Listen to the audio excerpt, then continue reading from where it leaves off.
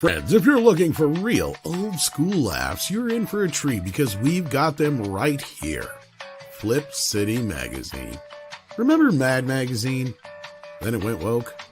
Well, don't worry. Flip City has no chance of going woke.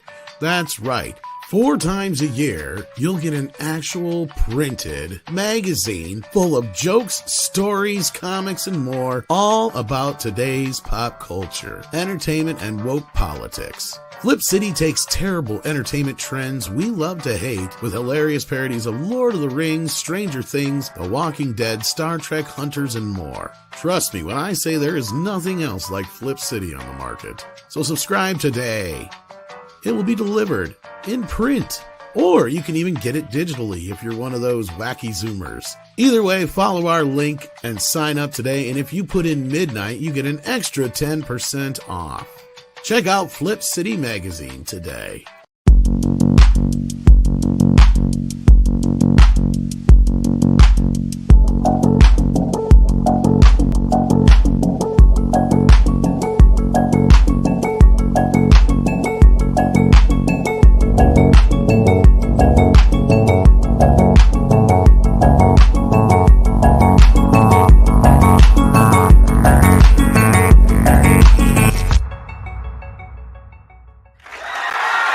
Greetings, everyone, and welcome once again to the one, the only, the original Midnight's Edge After Dark.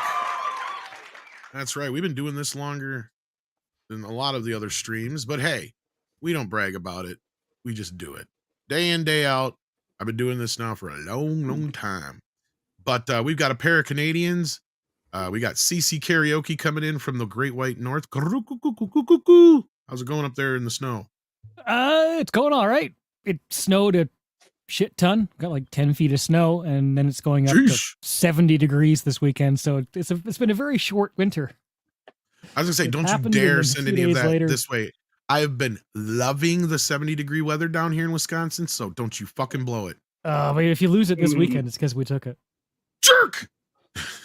Let me look at the forecast. I don't want it. You can keep it, but I don't think I have a choice. I know, but it never seems to fail. We're always like a few days behind you guys up there. And whatever was going on with your weather, it seems to be like 2 or 3 days later, we get it here.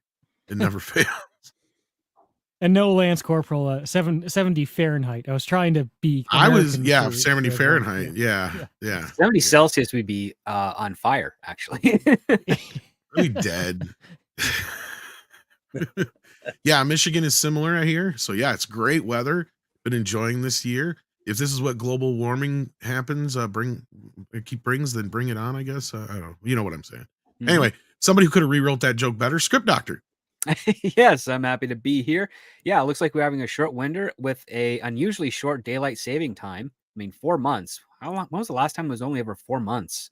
I think it has to do with, here's the thing, and this is where I was kind of confused. Like, I noticed like every few years, Easter's seems early, right? Yeah. It is early. Yeah. Well, and I figured it out because I went and did the research. It has nothing to do with the amount of Sundays or anything like that. It has everything to do with the moon phases. So I think that's also where daylight savings time comes in. So it's probably, if we have an early Easter, we probably have an early daylight savings time, I bet too.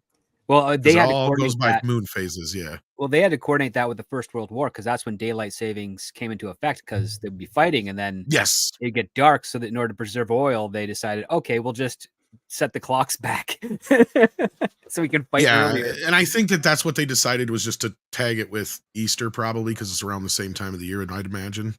So it's like, it always seems like it's the week before Easter is when daylight savings time is.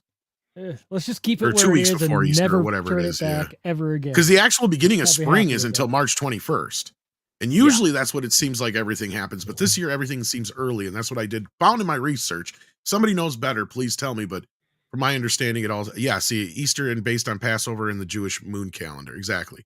That's what I found in my research. That's how they figured it out. That's why it's so weird every year. It all depends on how many full moons you have after the first of the year, basically, or something like that. Well, but anyway, you technically get 13 a year ish, like over 13. Yeah, but it all. Yeah, I don't know. I'm not an astrophysicist or Jewish. I do want daylight saving gone. I really. Yeah, it's dumb. Yeah. But anyway, let's finish with this panel. We also have with us Clobbering Times. Hey, what's up, buddy? Good to see you, my friends on the panel and dear friends in the chat. Hope you all had a great weekend. And hey, hope you're all doing well tonight. Good to see you. Let's geek it. I got some good news for you today. So you're fantastic. Like I like good news. Well, especially when it comes to the Pat-Man and X-Men. Oh, yeah, I know a little bit about that, but looking forward to it. I don't get a lot of good news these days. That's right. And somebody who I think is one of the main culprits behind this, Price of Reason. Price. It was me. I did something. What did you do now? Well, I think you were the seed that was planted. Uh-oh. And you told a friend who told a friend who told a friend who told a lot of friends who told a lot more friends. And then this guy, we'll get into, you know what? Fuck it. Let's start there. We don't have any super chats to start with. So I'll just say hello to everybody in the chat. We got Mecha J and D-Bud throwing the wrenches around. So behave because they will use them. But I see Davina Duckworth, Don Johnson's here. The Don Johnson. Get your kid in order, please. We got Jason Webster and Lance Corporal Waffles. Scribe Light's in the chat. I don't know why he's not on the panel, but he is in the chat. He's always welcome if you can join us.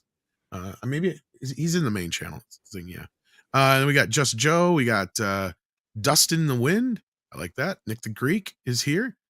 Our Nick will be showing up soon. We got Scott Hughes here. We got Ace Hanlon's here.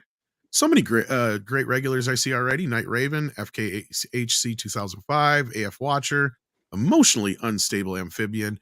We got Sean swinging a wrench around as well, who was on the show earlier, who was on the show last time. Good having you here. And yeah, we're going to talk a little bit about Batman. We're going to talk a little about X-Men and whatever else comes up. So you guys can always help decide what the topics are by sending us a super chat. But we have a member already, CC Karaoke. He's also not just a member, he's on the panel. So he said he didn't have any, so I figured I should send one in. Good job, CC. Way to come through. And we got Goddess of Whim here as well. I see in the chat. So many regulars. Penny, Grand Admiral Adam. You know, I think we have probably more female representation in the chat than a lot of other channels. I like that. I bet. Speaking of Scribe, there he is. See, I didn't know I was allowed on this show. You're always allowed. We got Larry. We've got once you're in the club, you're one of us. Oh, Gooba Gabba, Gooba Gabba, all that stuff.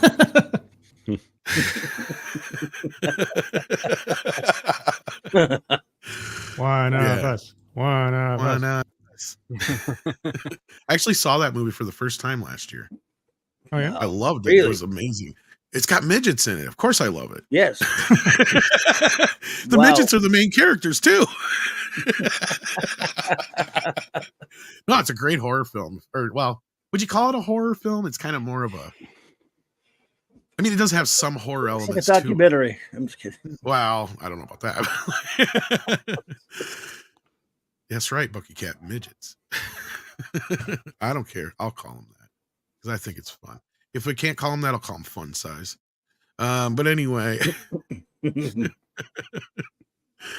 Sadie's barking. So, yeah, Scribe, what you been up to? Oh, nothing too exciting. I've been work at the day job, and just kind of watching all the craziness go on with Gamergate 2.0 and now X-Men and all the other craziness. Yeah, feels like it's 2014 all over again. We're in like a 10-year cycle of pop culture meltdowns.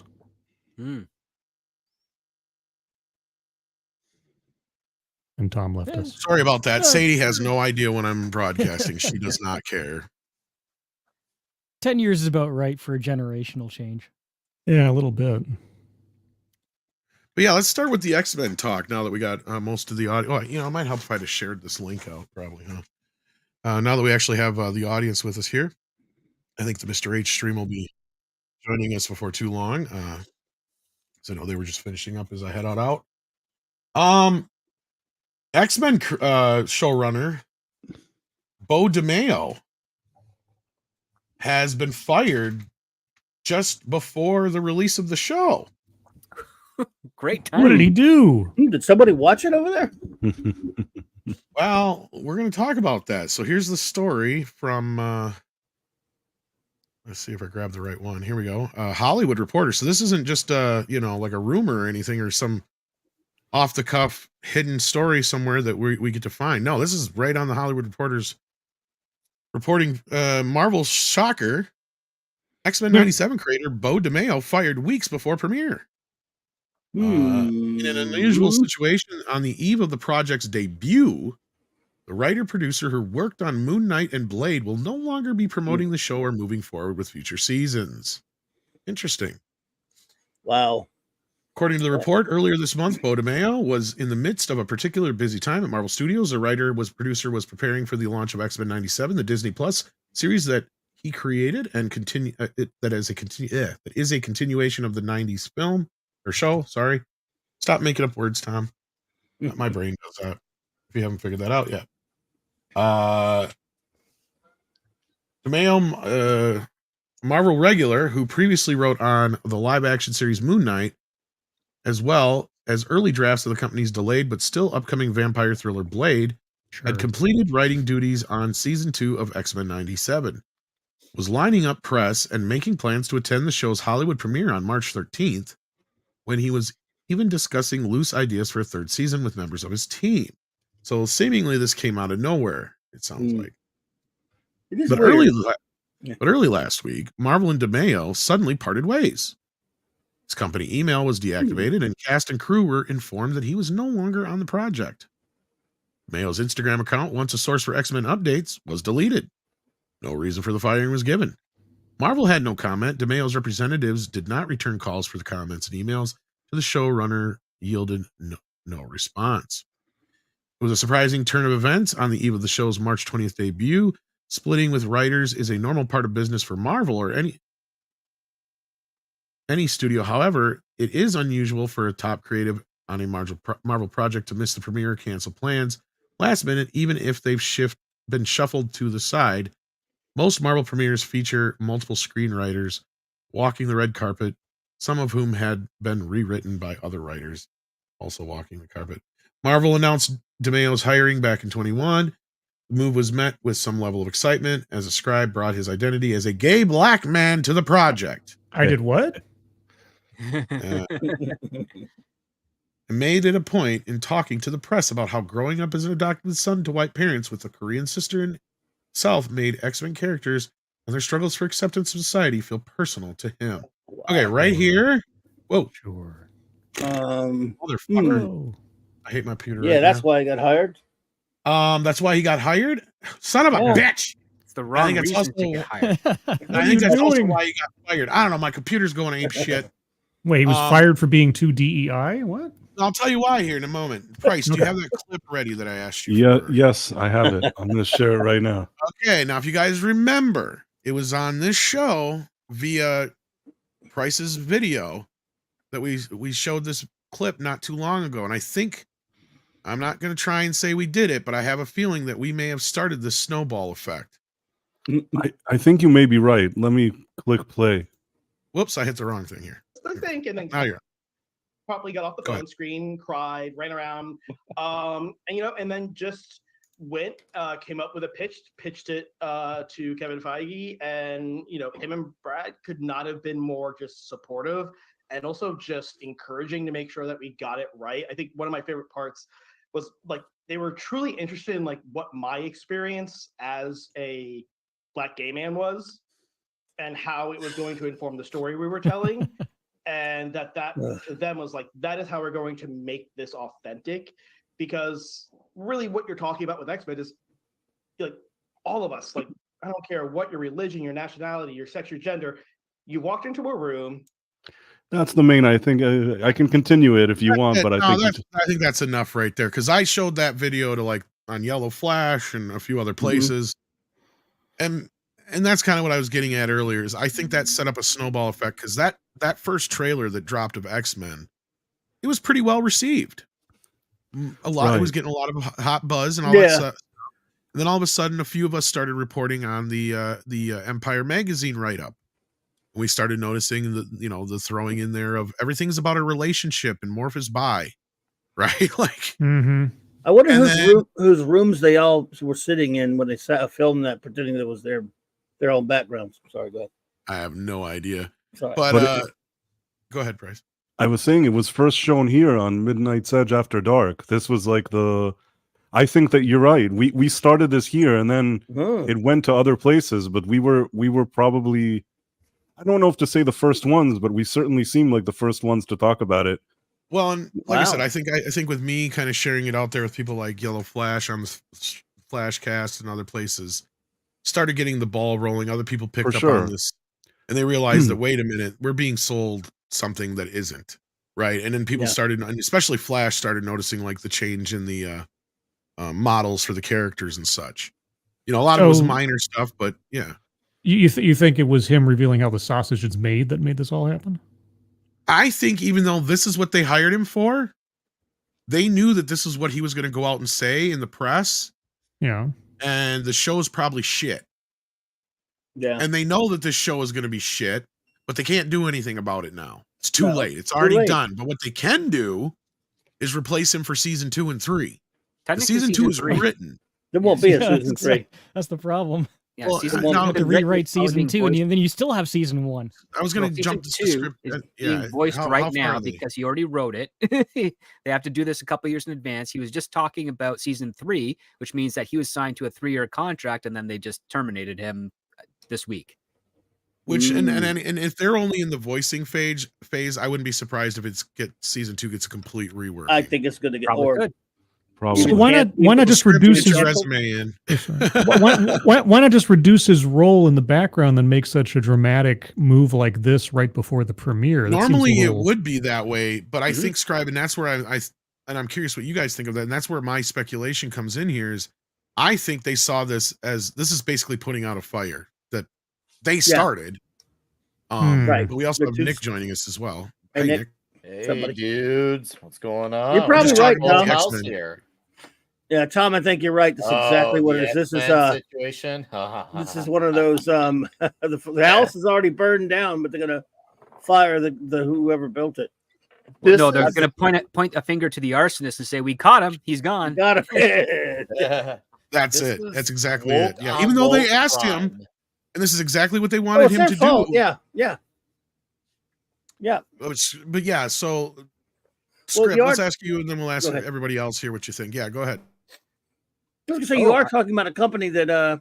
I'm sorry, I thought you meant Script. Go ahead. Never mind. Go ahead, Script. Go. Either or, I don't care. I was gonna say, you're talking about a company that has 3 different situations like this already, having to start things from scratch again and wasting a bunch of money going back and redoing stuff. So no surprise. Go ahead, Script. Well, I mean, to expect X-Men 97 to not be very good is not going to be too much of a surprise. As much as I enjoyed X-Men, the original cartoon as a kid growing up, it doesn't hold up. It's you could have a drinking game to every time Scott yells Gene and probably lose your liver by the end of the first season. But with that being said, I would say this is a far more aggressive approach to a termination than Disney's normally used to doing. They usually kind of try to keep these as quiet as possible and don't even inform some of their employees until long after it's overdue. So I think that it's not just the product itself. I think they probably found something out about him that might hit the trades in the next couple of weeks that they wanted to get out ahead of. It's funny you say that, Script, because that's option number 2 here, and that's what Culture Casino is speculating on Mr. H's channel. And he said something about an OnlyFans. Now I know nothing about this. That was the first I had heard about it. Because I could also, I was just going to say, as far as his social medias and all that business goes, I could see him shutting those down for 2 reasons. Either one, Disney technically started those for him and they own them or whatever, to where they shut him down so that he can't go out and say anything. And or he's under NDA and he knows he's going to get inundated with shit. So he just shut him down anyway. I think that's one of the 2 things. Or Script is right and Culture's right. There's something that's going to come out here in the next few weeks that is not going to be very flattering for this guy.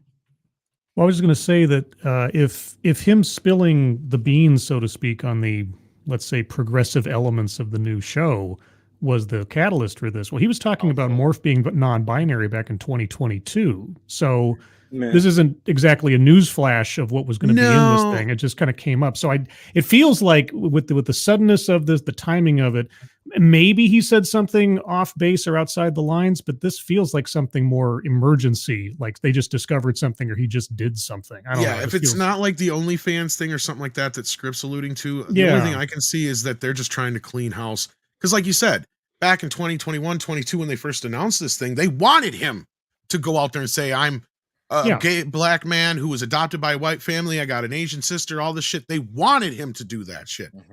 But now they're in a position where I think this is going to happen. I think Disney, even though publicly they're saying they're not going to be changing things or they're doing things, or they're going to stick with their guns, I still think behind the scenes they're going to have to, at some point, start to reconfigure some of these things. And we've already seen it with the Marvels, right? And I want to draw a parallel here. We saw it with the Marvels. The Marvels got completely recut down to less than 2 hours. In fact, it was the shortest Marvel movie ever with an hour and 45-minute running time.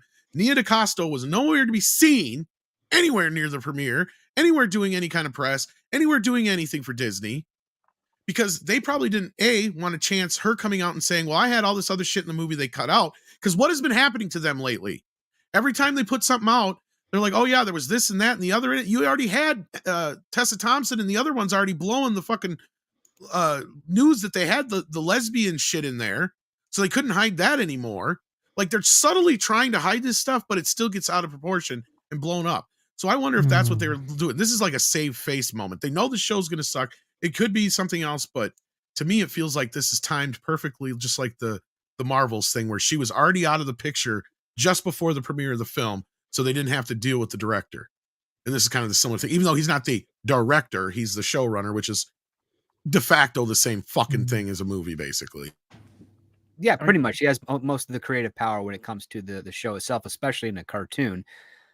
I think it's just kind of weird, but I'm interested in finding out what the truth is. And also, since they're down a gay black man who had an Asian sister, I am a straight white man with a Filipino sister, so maybe I could substitute without too much controversy. Have you ever thought about sucking any dick? No. Shit. That would have helped. You're out. No, but I mean, I'm pretty sure identify as doing that. I'm pretty sure my Filipino sister has, so can't that mean anything? You just lie to your parents are very upset with you right now, but you don't ever have to script. You don't have to do it. You just lie, tell them you did. That'd be good. Oh no, they usually want receipts. Yeah, they want receipts. They want you to produce. They want to prove it weird. That's what OnlyFans is for. And that's what I was wondering why Kevin was so obsessed with this guy being a gay man. He's like, tell me more about that, please. Yeah. Wow, you sound perfect to make an X-Men cartoon. I don't think he was thinking about the X-Men. I was thinking he was thinking about a blowy, but yeah. Oh, sorry. Show me how bad you want this job. I don't. For me, the key word here is fired, because you don't really usually see that. That's a very strong word. This is a firing so too. What I want to find out is exactly what happened. Was it severe enough that it would be, like, what is it, something like assault, or did he have something explicit on OnlyFans? Was it severe enough to qualify he deleted for the word fired? Apparently today he deleted his OnlyFans. If you look at his OnlyFans, it's gone. So he deleted had that one though. He had an OnlyFans. A platonic. One of the trades that I read, it was like it's a platonic. Okay. Yeah, really? But what happens behind the scenes? It's in the article. If you go about halfway down the article, it mentions account. I was going to say, and I also have this other bit here that I found where he had an OnlyFans, but it was an open account. Yeah, so it wasn't. It's never open. There's always backdoor communications, so to speak. Backdoor entry. Getting away from that. There's zero chance he was not. There's a 0% chance he wasn't having some kind of communications off. Off to the side. Do you think he was taking advantage of his OnlyFans? Here, guys, aside from the obvious stuff here, there's a lot of OnlyFans stuff that have nothing to do with sex. There's OnlyFans for car repair. There's OnlyFans for art projects. Yes, they are, because it's just a paywall system. But the OnlyFans itself has been dominated by sex workers. So why did he delete it? I mean, Twitch is dominated by probably that was more too. towards the sex worker side of things, or at least the topic or subject. OnlyFans for car repair. I mean, I love autoerotica. I mean, I don't know how erotic it is, but there's an OnlyFans account there. My brother-in-law actually subscribes to one where they teach him how to revert the computer programming in his car so that it doesn't get shut off remotely. I've only ever heard of it for So wait, Script, are you saying that Bo DeMaio had a car fixing OnlyFans? No, I said that there are OnlyFans that aren't explicitly sexually oriented. But right. which one? I did not know that. I gotta admit, I didn't know that. I would say because he was so prolific in advertising his sexuality, it's probably not the helpful how-to ones. Well, in this article, they describe the OnlyFans. You got on halfway through this article. It talks about. I put a quote in the private chat. It says, for a time, he also ran a non-explicit OnlyFans account, all of which inspired the LGBTQ publication Out to declare him the sexy gay Marvel writer and showrunner to know, unquote. So why would that probably didn't help? Why would that get him in trouble? Normally it wouldn't, but if they're swinging things a different direction, Klobby, I could see that. Okay. Now I'm curious, Script. Yeah, I am curious. I'm curious. Well, not bi-curious, but I am curious if because this is what I'm wondering about him shutting down all his social media. Because this is not the first time we've seen this. I think what's her face who played Ray did it, and a few other people did it too. Daisy Ridley and Kelly Mary Daisy Chan, Ridley, but not for fan backlash. Not for this reason. Trades and industry stuff. Yeah, but I'm wondering, would Disney possibly have something in their contract where, if, like, under an NDA, where if they fire you, that they could force you to shut down all your social media like that? No, they just prohibit you from actually speaking on anything for X amount of years. I think it has more to do with the fact that maybe he's implicated in something that will break. Yeah, him going media silent and being fired on the eve of his big. I'm sorry. I maybe him being outspoken about things somehow triggered a pogrom in Disney to start cleaning house for all the DEI stuff, but I doubt it. This is something else. No, that's the thing. If there isn't something that's going to come out, then it points to Disney waffling about the woke content. That's what I was thinking. But they start with this guy? I mean, of all the high-profile things they could do, they start with him? Well, and I gave you a good reason. I gave you a real good reason. Now, I think Script is probably more apt on this. We're going to find something out. Like, I didn't know about the OnlyFans thing, but even if it's not, I mean, I looked at the Out magazine write-up of it, and it's a lot of pictures of him in shirtless and all this other shit. And he does talk about his sexuality and all that shit, but I think it has more to do with the fact that whatever is associated with him would damage their DEI program, and it's not them trying to get rid of their DEI program. I think you might be more onto something there, or it's what I said, that the hype they had going after that trailer hit a speed bump, and they figured out what it was, and it was us talking about this dude. It's weird. We were talking about him, and now he is gone. That's what I'm saying. It's all the timing seems really odd. So, like, unless something does come out, Script could be right, and like 2 weeks from now we hear that he was diddling with people on OnlyFans or something. The backlash is plausible. It makes a lot of sense, right? But they're going so far as to fire him. They're not just parting ways amicably. Well, maybe here's I'll give you a scenario. Behind the scenes, they're like, okay, we need you to rewrite season 2.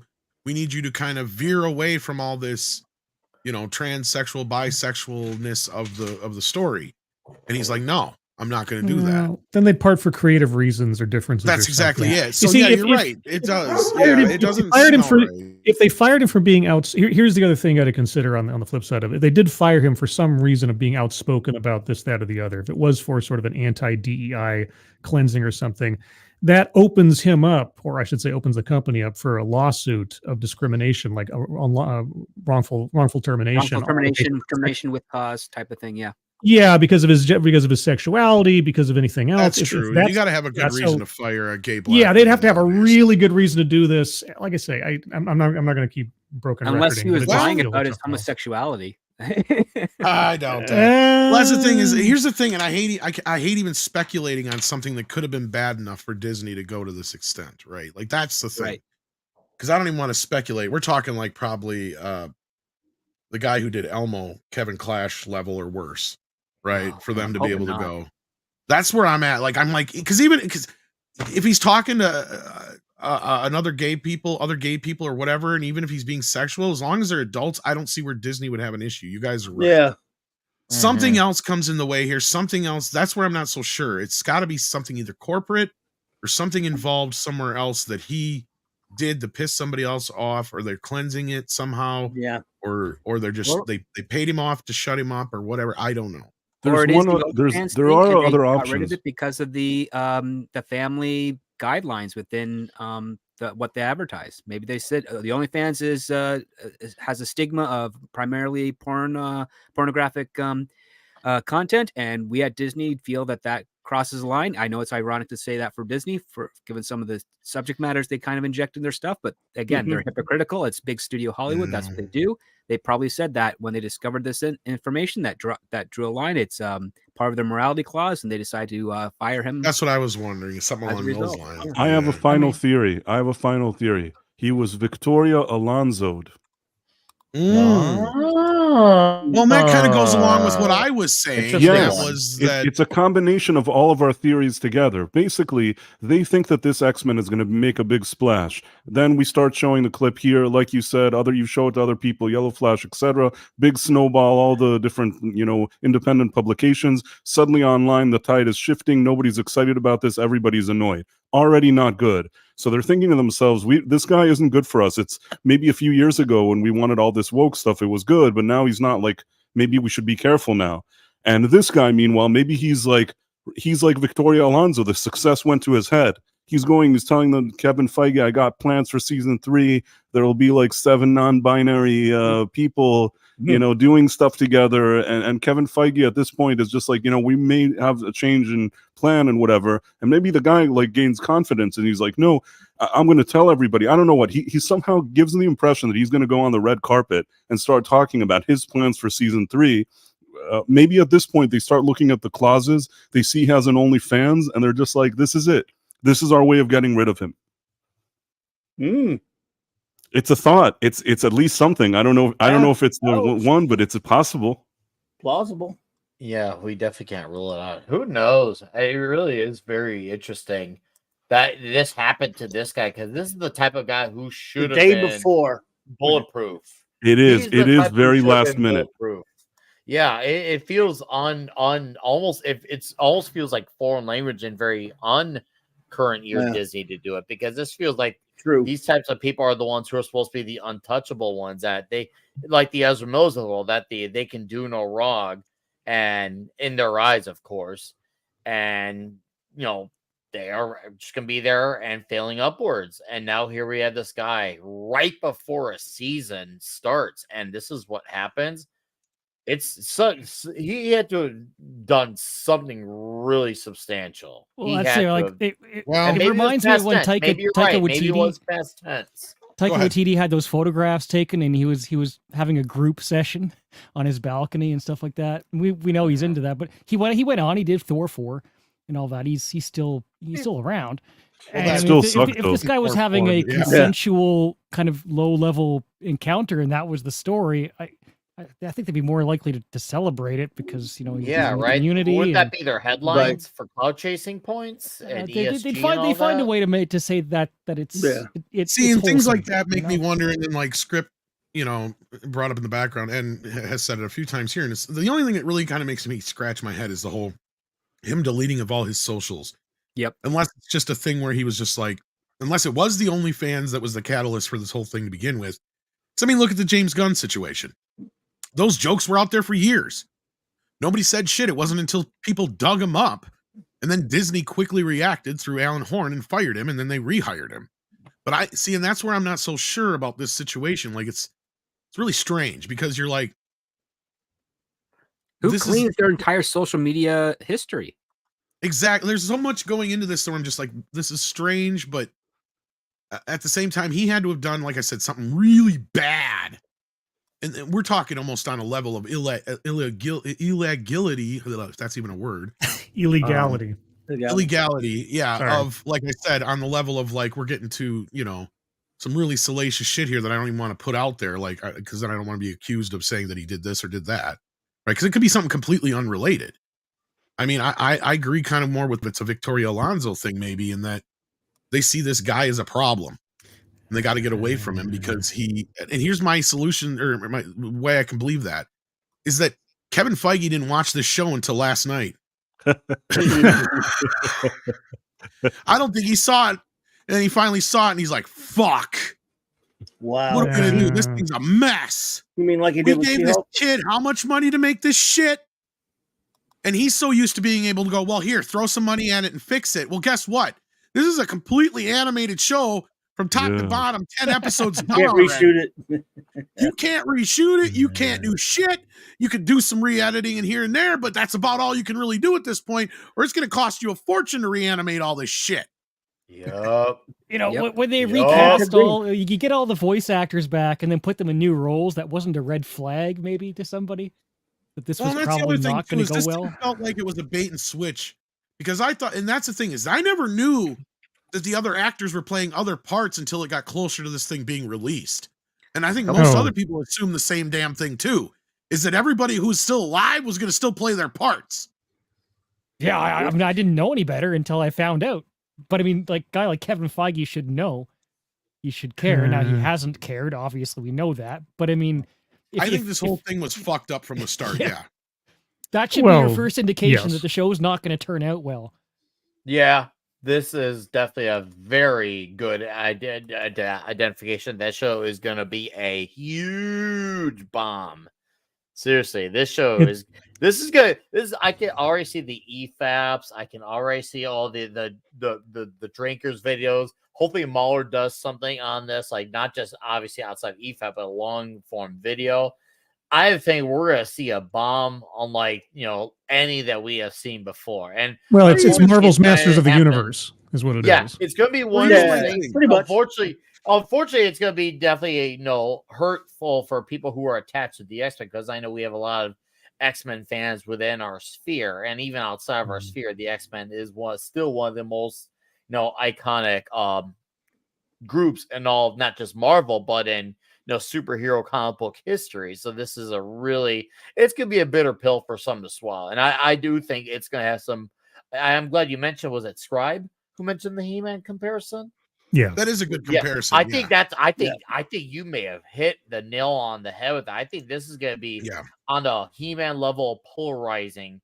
That we're going to see some people really go off. Well, that's where I can believe that. Honestly, I can believe that. Look, if in a month from now we don't hear any accusations come out about this guy or any other reason why we can think this happened, then I think you guys are right. We can almost kind of figure it's what I said, and that was Kevin finally sat down for the first time and watched this fucking show. Because I don't think he'd seen it to this point. And then, they're prepping for this new premiere, and he finally saw the 2 or 3 episodes or whatever they're probably showing at this Hollywood premiere tomorrow. Yeah. And he's like, my God, what the fuck are we going to do? Because he knows this is going to destroy them, because they're at this point where they're as much as they're trying to play it up in the press that everything's okay, damn well they know behind the scenes shit has hit the fan. Kevin Feige is like one more mistake away from probably Bob Iger going, look, we got to reconfigure this whole thing. Yeah, but the Disney marketing machine wouldn't fire this guy because the thing was bad. They play it up. They try to make it. They try to put a shine on the turd as much as they could, just like they did with the Marvels, just like they did with the Eternals. And then if they had to reduce his role after the fact into like a producer rather than the main guy or something else, just to keep him there and fulfill his contract. But yeah, again, fire like with the Marvels, and I'm glad you brought up the Marvels again, because here's the thing: is they threw that director under the fucking bus. Sure. Remember that. Not only do they throw her, they can't just fire her. The movie's already done. It's in the can. But what they can do is make her look like a insensitive bitch for not showing up to the fucking premiere when she had another movie going, and make it sound like she had other things to do, and that's why the movie was a problem. Remember, Bob Iger himself threw her under the bus directly by saying there wasn't enough oversight on that movie. Basically saying she was incompetent in her fucking work. And they're the ones that pushed her. Not only that, but they pushed her out of the post-production process as well. So they that's typical. They manipulated her to start her other project, knowing full well that she would not be available for the premiere. And if the movie didn't perform up to standards, they could use that as an optic to frame it that Disney did no wrong. It's all on her, which is a horrible thing for any production to do. And that's what I'm waiting for. I'm waiting for when the reaction to this show comes out, and everybody goes, "You guys were right. They turned all the X-Men gay." And everybody has that, reaction to the show, and they hate it, and it's the new Batwoman or whatever you want to in place here that everybody's talking about for the next few weeks, and Disney is just getting bombarded with bullshit, this will be their preeminent thing. It's like, well, yeah, this is why we fired the showrunner, because we knew it was not as up to snuff, and that's what we'll get in the interview down the road, right? It's one out of two. It's either that he's done something wrong, like something really bad, or they just they needed a scapegoat, and he's the one. Victoria Alonso, basically. Right, exactly. And usually that's their playbook. It's either this or that. I mean, that's usually what we get. Or we could call him the Nia DaCosta, because it's kind of more similar to that situation, I'd say. Closer but yeah, to that, because he wasn't promoted to anything, and I would not be surprised if things do get bad enough at Marvel that Joe D'Esposito is going to be the next in line to take over for Kevin Feige if he decides to step down, retire, what have you.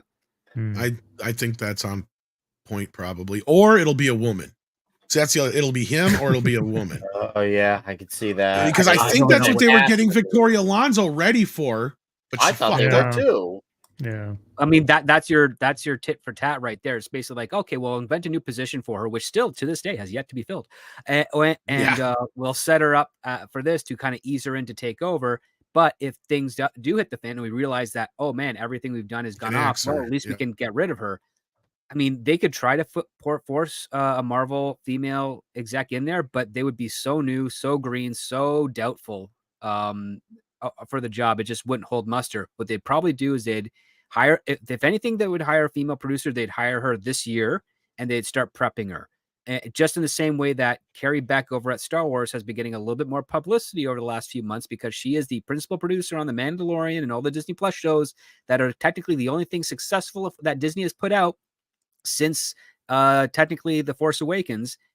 And if Kathleen Kennedy decides to retire, Carrie Beck is probably going to be the one that takes her position. And that's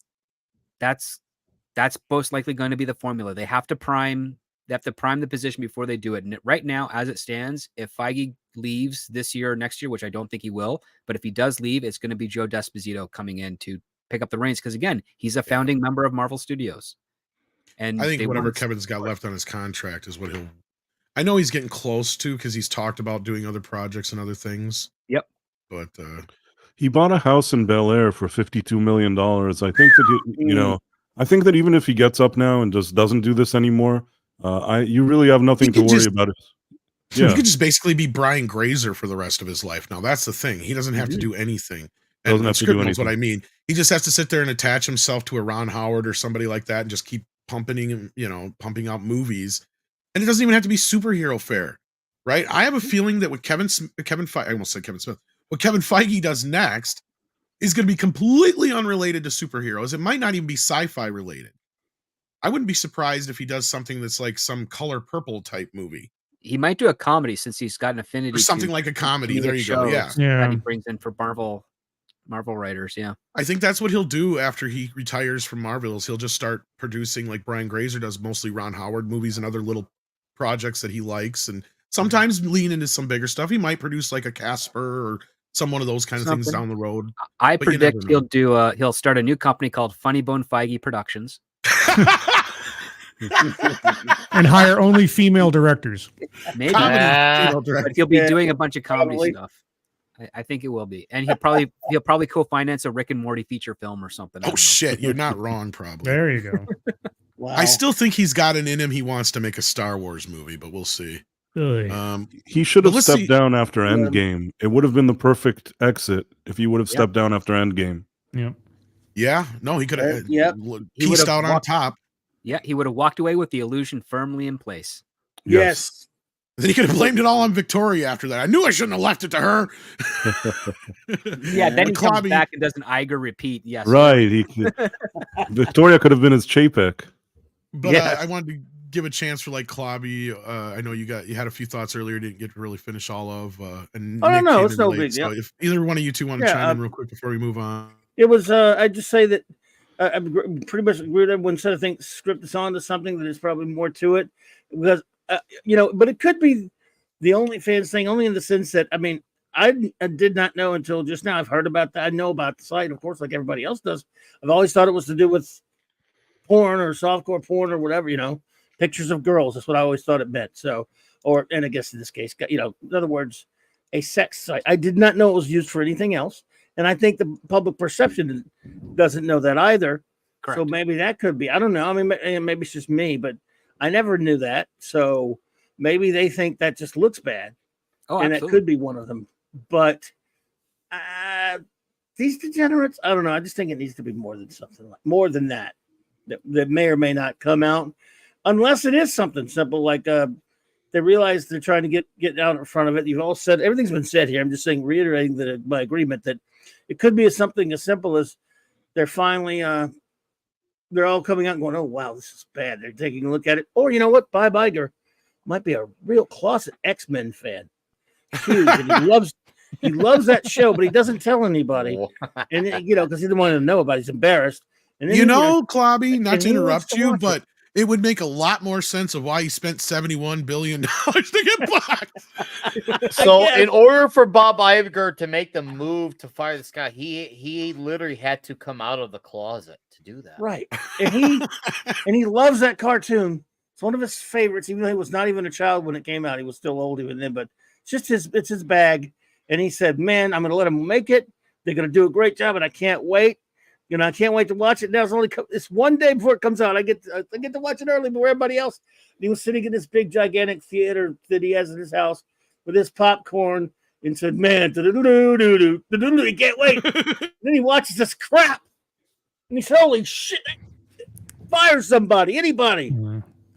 I know what it was. He paid $71 billion for Rogue's ass, and where did it go? Hey, you laugh, dude, but I believe what I just said. Almost no. I can believe it. I can believe it. No, but I believe what I just said. For years, Bob was so pissed that Fox got X-Men and he didn't. Yeah. More than I believe that video you showed earlier with all those people, that those were actually their X-Men material sitting behind their desks in that video earlier. Those guys don't know anything about the X-Men.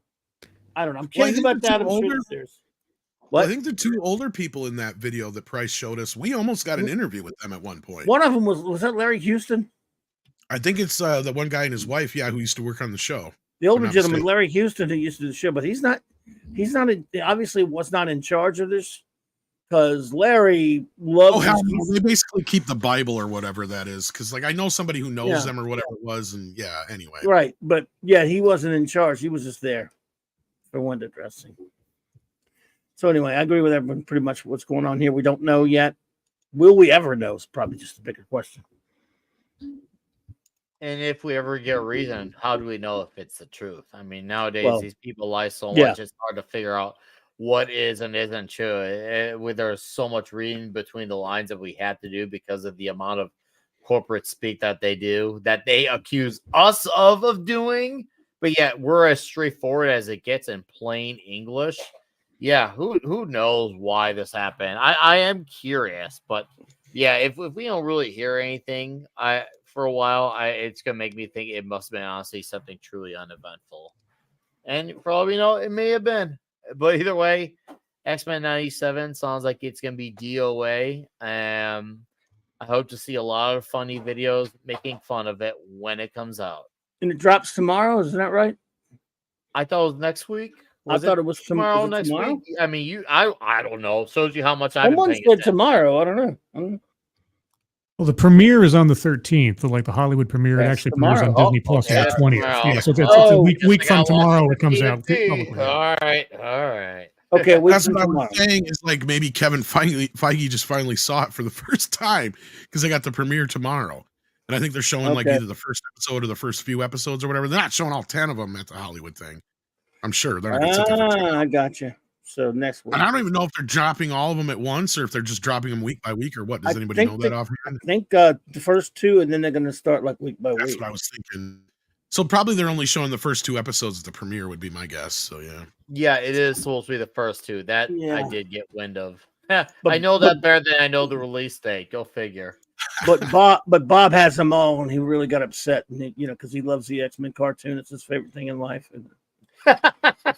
No, there was a lot of people at first when because when Price showed me that video on the show here, and I started passing it around, there was a lot of people who resisted it and didn't want to believe it because they're like, well, still isn't this the same guy that was working on The Witcher or whatever, and said that he insisted on everybody watching the show and all that kind of crap. I'm like, yeah, but that doesn't mean that that's what they're after. right? And some people know how to be good car salesmen. Mm-hmm. Also, yeah, he says he went in for a pitch. He said, I pitched him my idea, and they said, wait a minute. We want the experience of a black man like you that's gay to put inside the show. Basically, if I understand him correctly, he was just doing a pitch, and they're like, no, there's a reason why we brought you here. We want that in our show. Unless I didn't understand what he was saying. Yeah. I think you're right, Price, because the way he tells the story, he stumbles over himself. Right. It's almost, and this is what I was saying about the whole Star Wars situation and some of the other shit. Like when you had like Damon Lindelof or whoever it was that was saying and like all that other stuff about the Ray project, where they're like, well, I pitched this idea and blah, blah, blah, blah, blah. It's like, yeah, you pitched an idea of preconceived things that they had on a board. Like, you don't get to go in and tell them, I want to do this idea. That's why they rejected Zack Snyder. It's because he had an original, not quote unquote original, but something that wasn't on the board. And what I mean by that is they have these ideas that they want to make these movies. If there's somebody that comes in and they work within those confines, cool. If they come in with something else, we don't care. And I think you're right. I think that this guy came in with something completely unrelated, but it was Marvel related. And they're like, well, we're not doing that. But how about this? And this other guy presented him with it. And at that moment, he's like, oh, yeah, I'm a big fan of the show or whatever. He's probably seen a few episodes. But he's trying to run the story like this was his idea from the start. Yeah. And I don't think that's the case at all. This was something that was already on because we heard about this a while back. They were working on this idea for an X-Men 97. This is not new. This is something I remember hearing about years ago. Because they could do this before they owned Fox, from my memory. He's their human shield. And now he's served his purpose and he's gone, either because he's done something bad or because it's convenient for the narrative. Yeah. Well, because if I remember right, the contract with the X-Men and Fantastic Four is a lot like the Spider-Man thing, where they controlled the animated versions of them, but they didn't control the movie versions. Because, correct me if I'm wrong, Script, like all the animated X-Men shows and stuff that we've had in the last 20 years have been produced by Buena Vista. Well, yeah. Years, anyway, yeah. Yes, because Fox Kids had a contract with Marvel Entertainment, Marvel Productions, and not only that, by 2012, when Marvel started the original show, but when Disney started taking over the Marvel cartoons, X-Men characters were appearing in those Marvel cartoons. X-Men characters appeared in Ultimate Spider-Man cartoon and the revamped Avengers, which is nowhere near as good as Avengers: Earth's Mightiest Heroes. Oh, that's great. Yeah. So yeah, they had a great deal of reign and latitude to use those characters in animation. I think that you're most likely right when it came to the pitching part. Like X-Men 97 was an open writing assignment, which means that they knew what they wanted. They're just looking for a writer to say close enough to things of what they're looking for to hire them. And he probably did. And then they probably had an ambitious producer in the office says, you know what, this is great. You said exactly what we're looking for. We'll do a couple of modifications, but you're also the exact type of person we're looking for. A black gay man with a adopted sister from another ethnicity from a white family. Like you're the trifecta, you're the quadfecta or whatever it is. And I mean, he would have been stupid to say no to that job. So here we are. Yeah, and I think that's how most of these Marvel projects and Star Wars projects have come to be. Well, Disney's notorious for that. I mean, they like when Warner Brothers and Paramount put out an OWA, which are pretty rare. They don't care. They really actually only have a very broad idea, which is like we have an idea for a cast member, and that's it.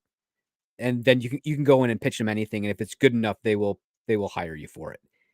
They don't have as much specific targets that in my experience that I've noticed.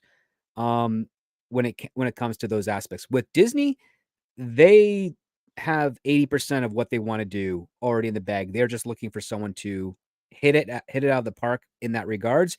And again, they work mostly internally, which means that nobody cold comes in. They have to have at least 2 degrees of separation to Disney before you can get into pitch.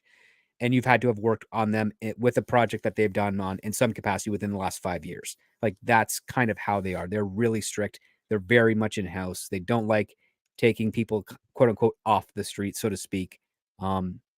Even when they're dealing with, like, say, CAA, and CAA has a new talent involved, and they want to, bring them in there, they are very resistant. Like, I've just been learning recently that when they wanted to cast Simu Liu as the lead for Shang-Chi, he was a Canadian actor who had never worked on a Disney project before, but because he was one of the few Asians that was not in Crazy Rich Asians, they had to get strong-armed to cast him in there because they wanted a fresh face that wasn't in a hit that Disney was looking for. And even though they were looking for other Chinese and Asian-looking actors for the role, scheduling conflicts and price was too high, so they reluctantly picked him.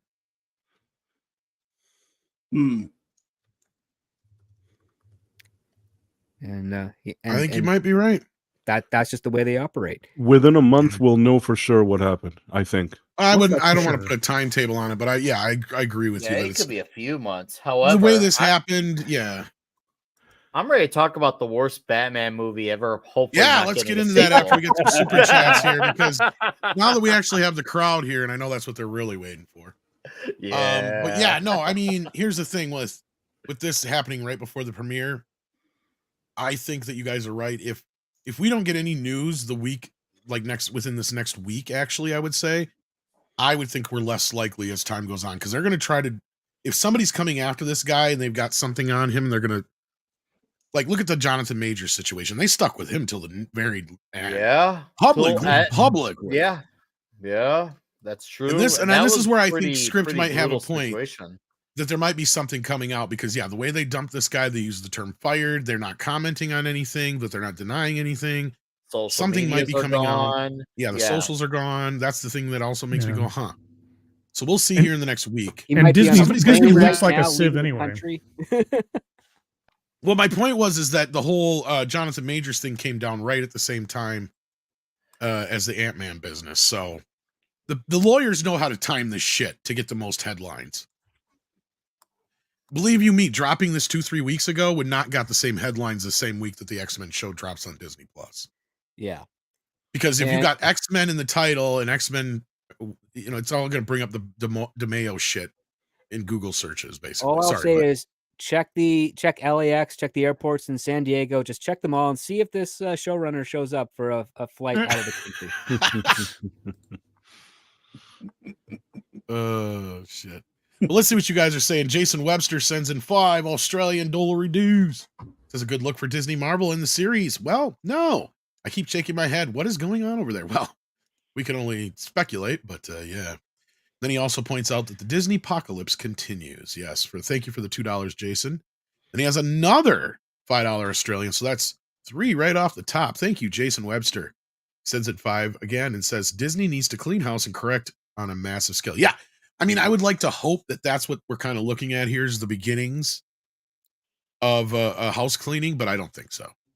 Yeah, I think Massive even then is still underselling it. It reminds me of what's that guy's name from Daily Wire, Jeremy Boring. He said he has an in from Disney, and he said from what his in said, the swamp, I guess we'll use for lack of a better term, is top to bottom. And that is insane that they let in that many of the wrong people. It makes you wonder, how did no one stop even like a fraction of this along the way? It's insane how deep it got. There's a reason why we say they're going to be the last one that changes, because of how deeper the swamp goes. So they had that much more of a mess to clean up because of it. Well, not only that, I will say this: any company that promotes huge amount of family values and targets kids is very, very tantalizing for those that would do harm to children. I'll just put it that way. No, yeah, it makes sense, because it's like, okay, hey, this is supposed to be the thing that has, I guess you could say, like, hey, there could be nothing wrong here. It's labeled as kids thing, so there's almost like a blind loyalty to it. There's a little bit of that, and I think, okay, what could go wrong here? Because we want to have something that we can go to as parents, that we can just have a little bit of a default sense of trust. And that's exactly the thing that they want to go to, is the thing that no way your parents will catch this. Exactly. Yeah. And this has been a stigma of Disney since the Disneyfication term and that popped up in the early 60s and has lasted all the way through to the 90s, where parents are like, yeah, okay, it's a cartoon. And then they watch some of the cartoons, like, okay, it's kind of harmless, but it is kind of talking down to the kids. And that's what you always have to be wary of. I mean, listen, it's fine for, okay, you need a distraction for your kid for 90 minutes, throw on Little Mermaid, you're fine. Like the 90s, the 89 one, you're fine. But That's what I did. You do too much of it, it's going to rot your kid's brain. It really is. Because again, look up the history. That's where you need diversity. Yeah. Sorry. Look up what the parent groups were doing in the 60s, 70s, and 80s when it came to Disney films and how they were not too happy with them. And Disney's profit margins and numbers were not too great. 90s got very lucky with an explosion, kind of revitalizing the Disney cartoons.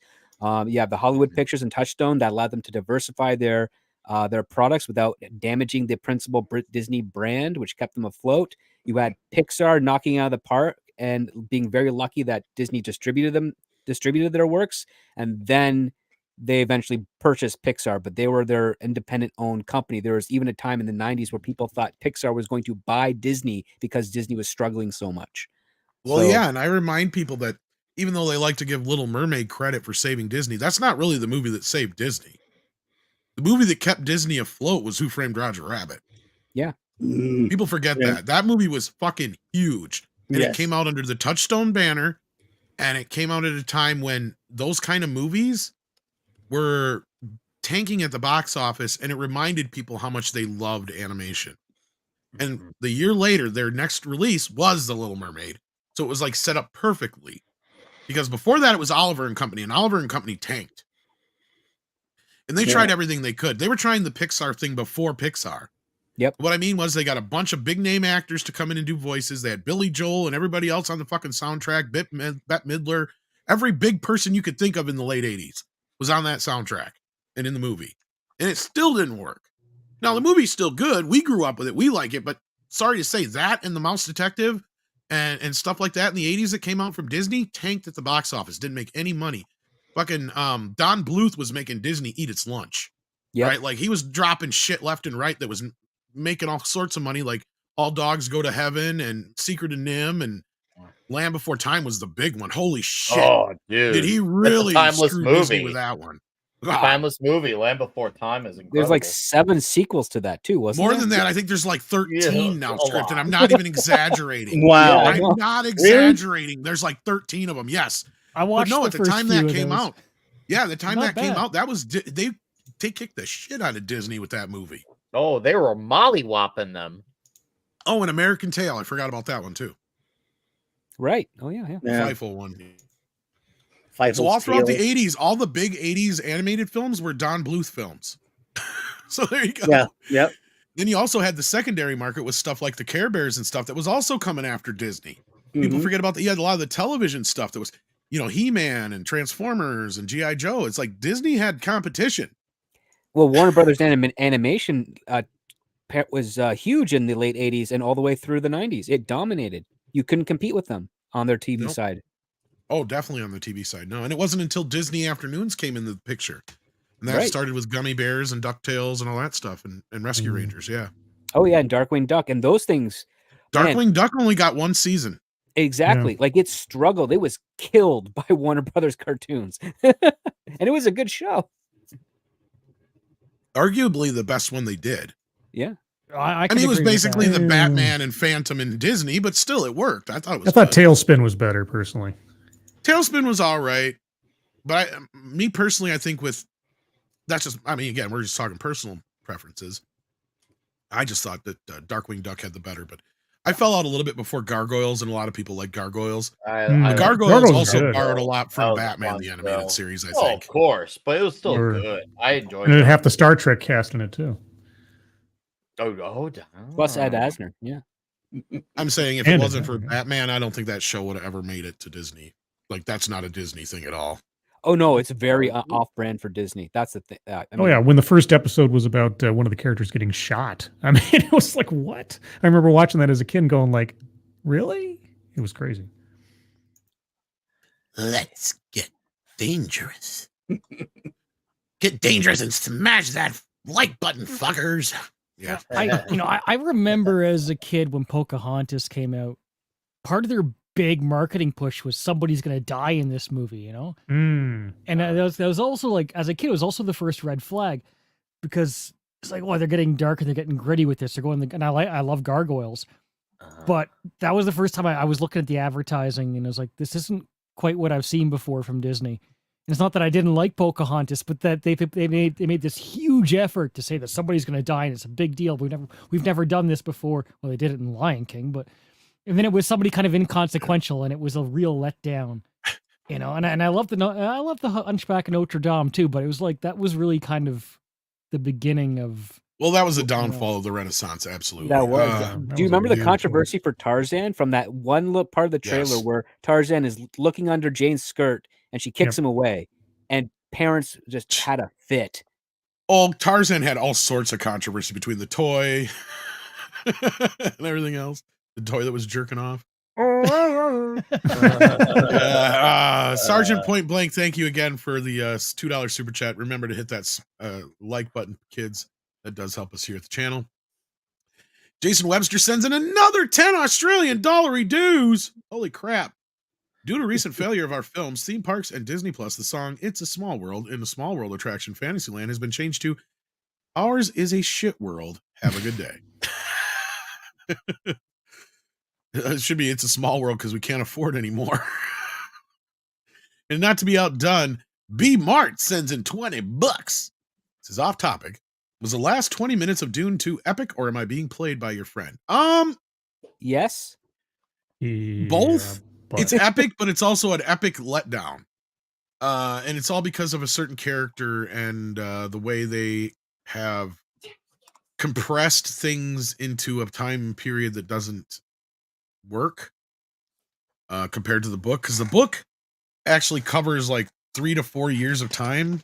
From my memory, and it's the movie literally. It's almost actually 6 years. Yeah. Okay. Yeah, it might even be more. You're right. I was gonna say it may even be more. And then like the movie though compresses it all within like 6 months. Yes. Between the two, amongst other problems, but yeah. So I mean, on a visual scale, if you're going to see it in IMAX, you're going to enjoy yourself. The movie might leave you a little unsatisfied, but the visuals will feel epic, and I don't think anybody else can argue with that. There you go. Then Brett Cohen says, Tom, Dosh, for the next time I am in Mead Radio to pick a tune. Oh, well, okay. It's cool. So yeah, just tell me next time when you're in the chat, Brett, what you want to hear. Absolutely. Gotcha. Cool. So yeah, check out Mead Radio if you guys haven't. I had a very successful night last night. I want to thank Comics Division again for sending the crowd over there. We had over 50 people listening. So that's amazing. Nice. It was like, I think that's a record for us over there. Excellent. I love Mead Radio. Yes, indeed. And hopefully I'll get some 2 for Tuesday in tonight. But here we go. The reason y'all are here. We can give you a good, reach around for tonight and bring you a crowd. Oh, yeah. Whoa. Yeah, we got Police Academy tonight, so I'm going to be there. Oh, yeah. But on that note, I think for this next story, because this is the one everybody's waiting for. This is something I think I've earned. I fucking knew it! Oh! Yep. And before we move on, William Fleming sending in one last super chat on the matter. So it's pretty bad when the Chinese Communist Party has a better slogan than Disney. Absolutely. Thank you, William. And I think with that, we'll put a button on the X-Men Marvel Disney news and we'll move on to the Warner news. Because, yeah, this started circulating this afternoon. The Batman 2 delay has potential large impact on James Gunn's DC Universe plan. Oh, it does it. Huh. Batman 2 being delayed doesn't just affect the sequel itself, but it plans that James Gunn has for the DCU reboot and its Batman movie. Well, How did they not make that connection from the beginning? Hey, you're operating with this DC universe that's supposed to be fresh, new, brand new casting for all these characters. But meanwhile, we're going to do this other Batman live movie at the same time. That's in its own universe. I get once again, granted the concept of multiverse is so played out, but even if I take that out of the equation, the multiverse concept has a limit for the normie audience. So it's eventually it's going to get way too confusing. And I think to some point it already has. People are, they're not seeing a lot of these movies as much as they used to. Obviously the bad stories doesn't help, but I feel like this multiverse concept is just like, it's too much for people. And then on top of it, when you're adding in more movies, more shows, so overall more content with too much of too much, yeah, it's burning people out faster. It feels like they're trying to speed up the process of burning them out rather than we're like, oh, hey, we need to step back. And trust me, 2024 doesn't count as a step back because Marvel next year comes back with 4 movies. That's just a delay. Nothing more than a delay. And seems like Warner Bros. Is not learned a thing still, of course. All right, so let's see what they got to say here in this Screen Rant write-up on the matter.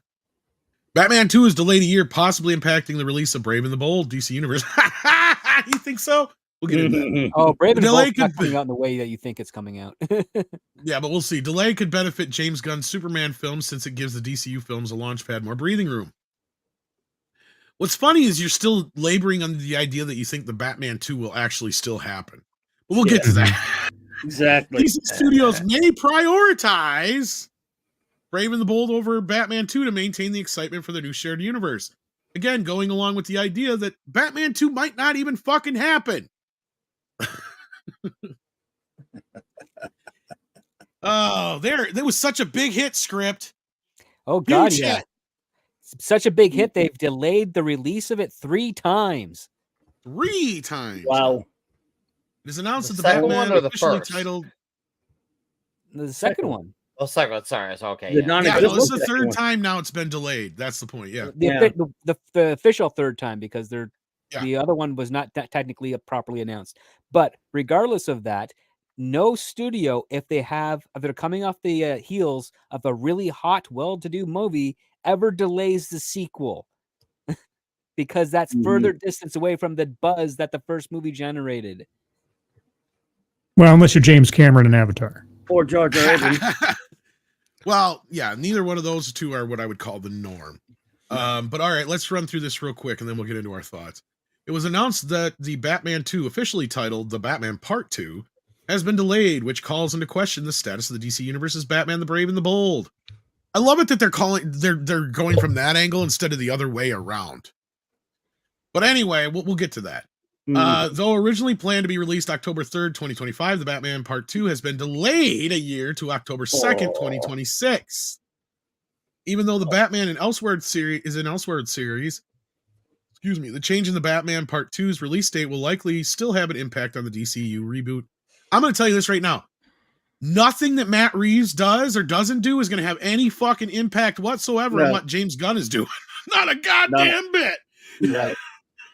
Yep. Though the Batman Part 2's delay is disappointing, it could be news for James Gunn. Good news for James Gunn's Superman.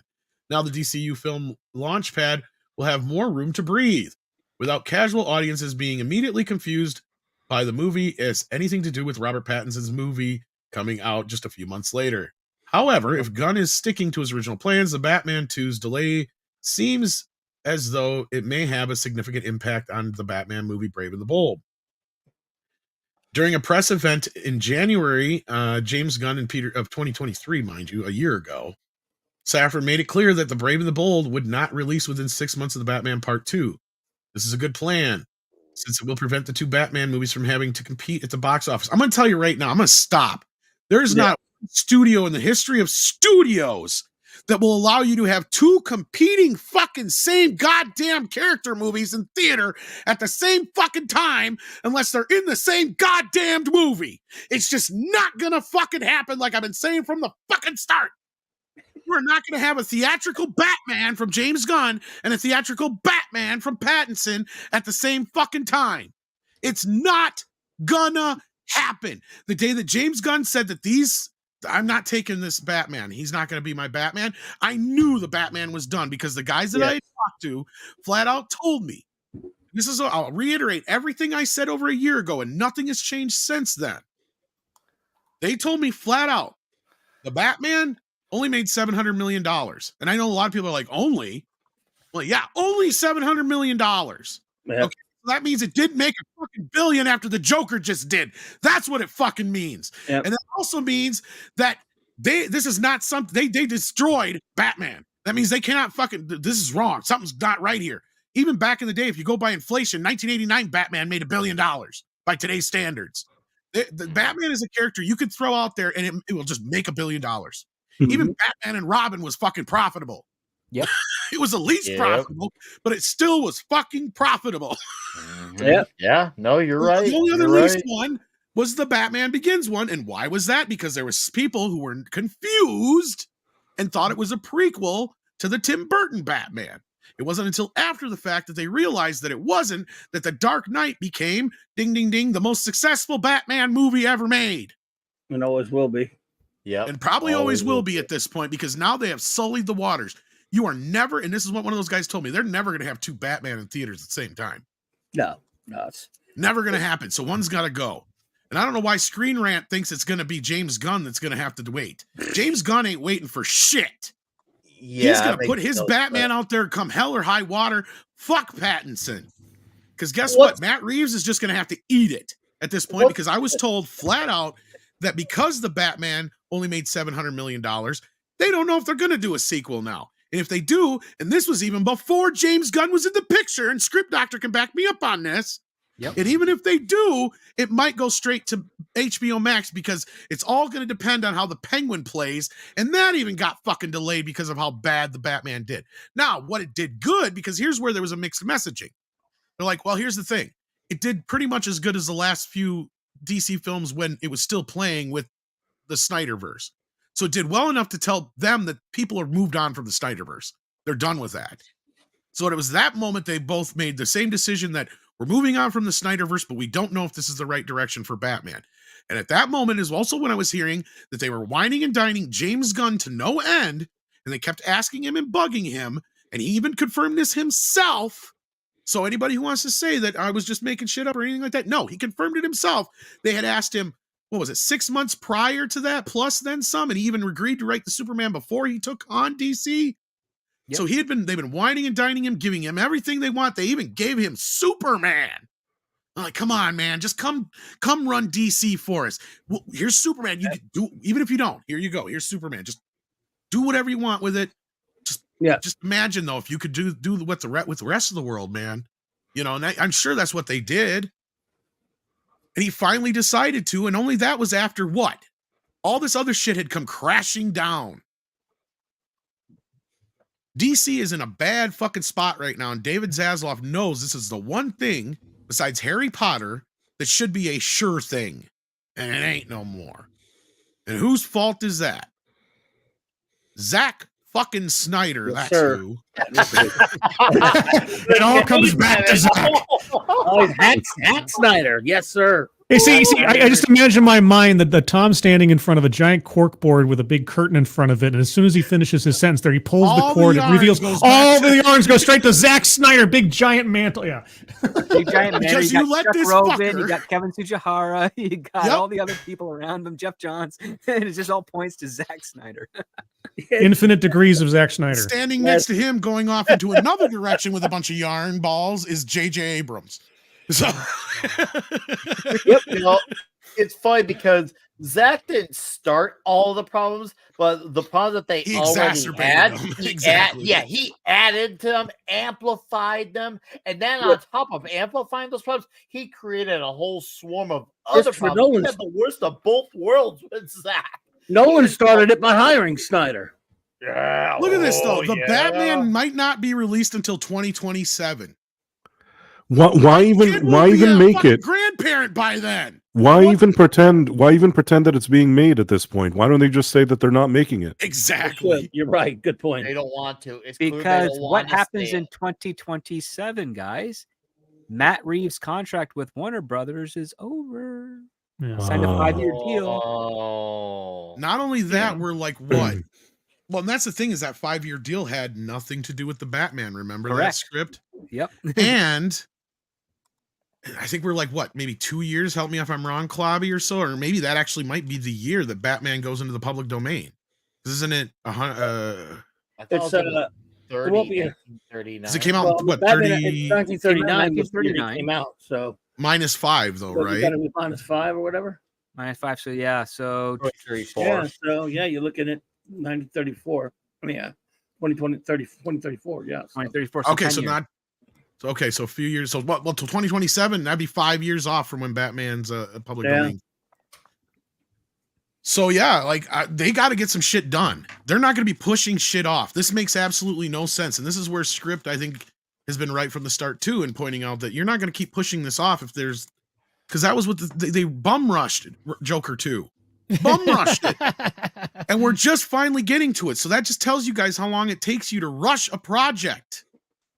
Right? Wait. We can make Batman in 2035. We can make our own Batman. Yes. An iteration that is here's based the thing. on the original version. Yes. On the original version. However, because DC has released animation and comic books with the same body model that was used in the 1939 issues, that leaves it into muddy waters.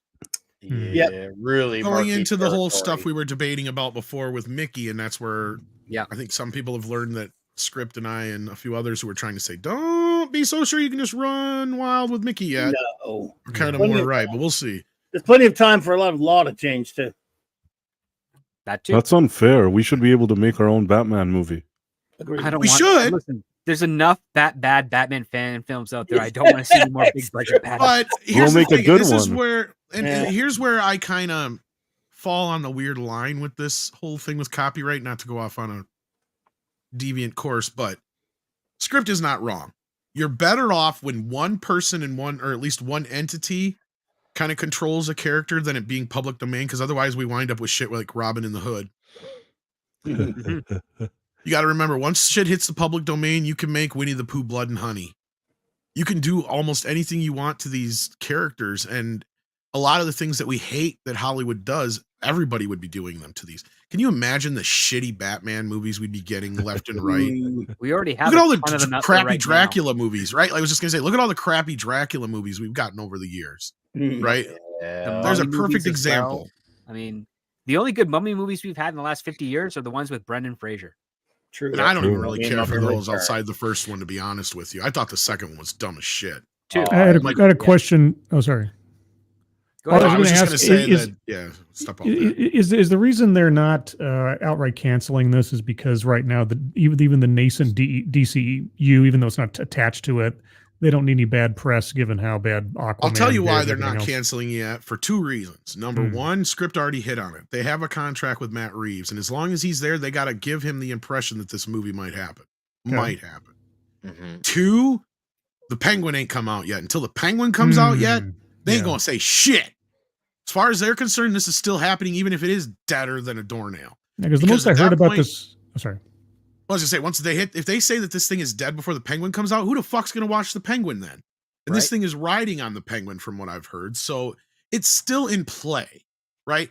But from my guesstimate is that even if it does happen, it's gonna end up on HBO Max. Why? Because that way there's no confusion between what is theatrical Batman now and what is Elseworld Batman.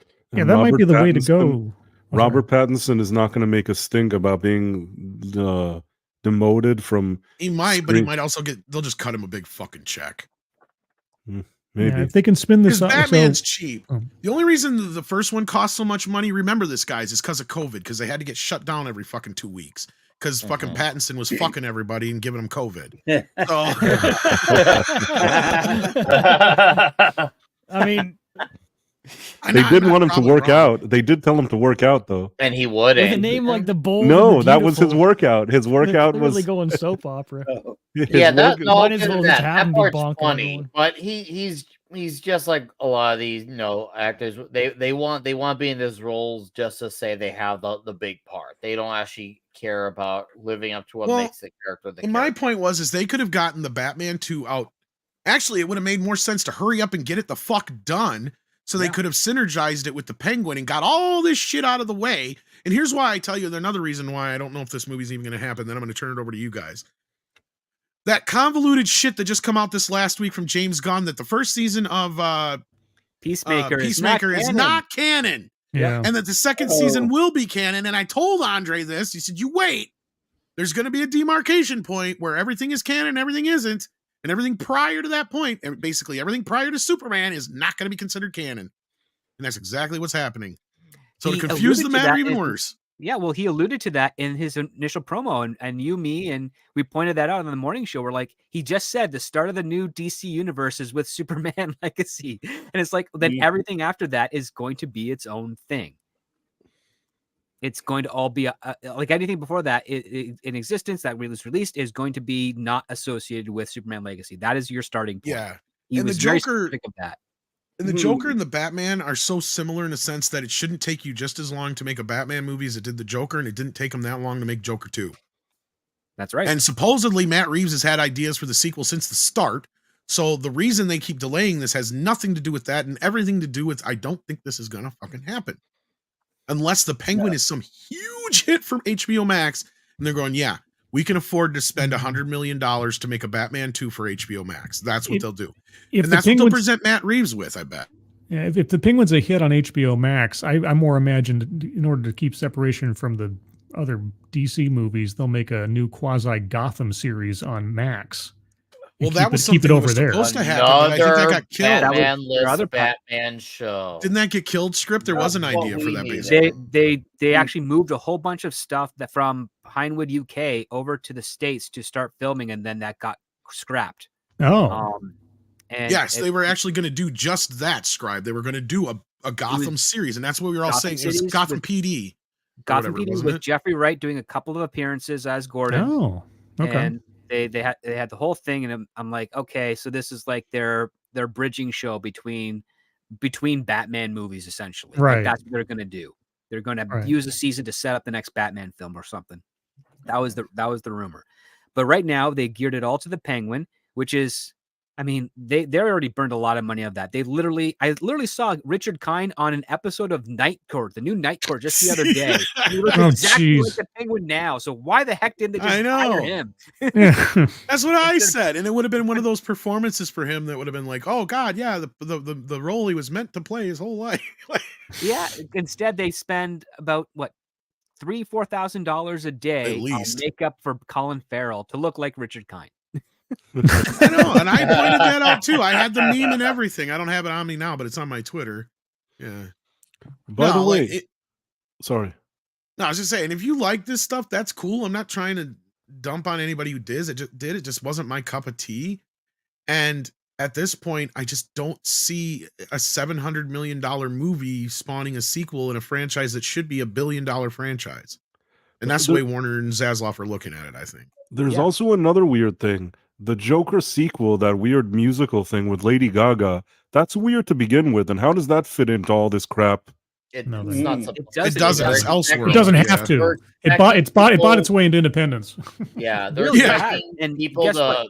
This is going to be the last Joker sequel we get of that franchise. They're not going to be pursuing it after this. It doesn't even matter if it makes $1 billion. What were you going to say, Nick?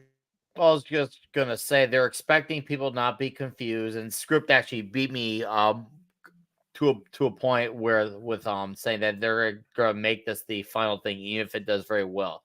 They are expecting people to not make the connection. And to be fair, when they use Joker in this movie, they probably won't introduce him in The Brave and the Bold. They'll probably and rightfully should just use another villain, because it just seems nowadays a lot of these guys want to go in and they want to make a Batman movie, but they want to make their take on Batman and the Joker, and yet still completely ignore the entire gigantically huge rogues gallery of villains that you can make equally a great story out I'll of. tell you what, not to interrupt you, Nick, but I think I already have the answer to this. Interrupt away. I think I have the answer to this already. You want to know why I think they made him cut the Joker out of the last one? I don't think he's going to be in the second one either. I hope he's not. Because here's the thing, they're kind of screwed with their contract that they had with Matt, because they made that contract under I believe that was when Pam Abdi and was it Ann Sarnoff? Okay, one of the earlier people was there. So it was Hamada and Sarnoff at the time. Okay, so it was that regime. Okay, but the point being is that but thank you for that. But the point being is that in his contract, they cannot use the same bad guys in the other Batman stuff. Yeah. Because there was for a while they were going to continue with Ben Affleck's Batman, remember? Mm-hmm. At that point, if they would have used the Joker, it would have become off limits to the other stuff. But they already had the Jared Leto Joker, so they could still use the Jared Leto Joker. That was something they were talking about. And that's where Jared Leto was kind of mentioning again he might come back. Well, that ain't going to fucking happen. But here's the other thing, and here's why I think the rumor is that if they are going to have a villain in the sequel, guess why it's Clayface? I heard about that. Because that's the only probably one of the few fucking bad guys that nobody else gives a shit about. That James Gunn's like, yeah, you can use Clayface because I plan on using the Joker at some point. With Clayface, you could actually do a good story with him. And as far as the action, you could actually do something with him. I know he's not as well of a liked of a character, but you could do something really cool. And I've read some cool comics. Well, I'm just saying that's the one that he got down the list. They're like, no, you can't use this one. No, you can't use this one. No, you can't use this one. No, you can't use this one. Okay, Clayface, you can have Clayface. Well, the thing is, like going back and forth between Clayface and Mr. Freeze, and it's funny is because before the Batman 2 was start rumoring of Clayface and Mr. Freeze, one of my buddies sent me a treatment that he was like, oh, if they ever do an OWA for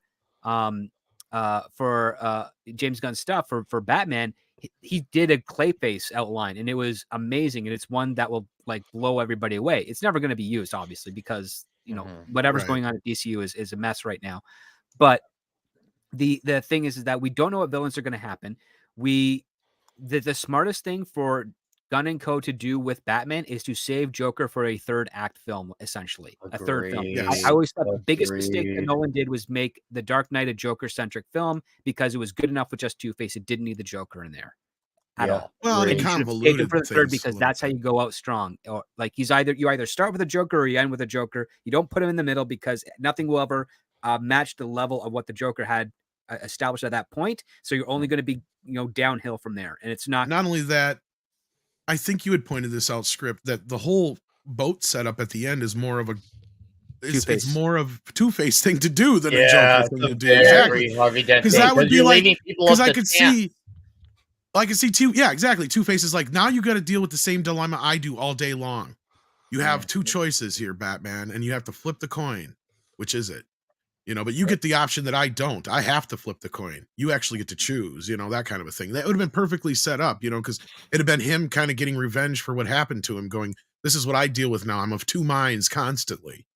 One part of me wants to do the right thing. Part of me wants to do the bad thing. What is it? What's the right thing to do for me? I don't know, but now it's up to you. Kind of thing. What I mean?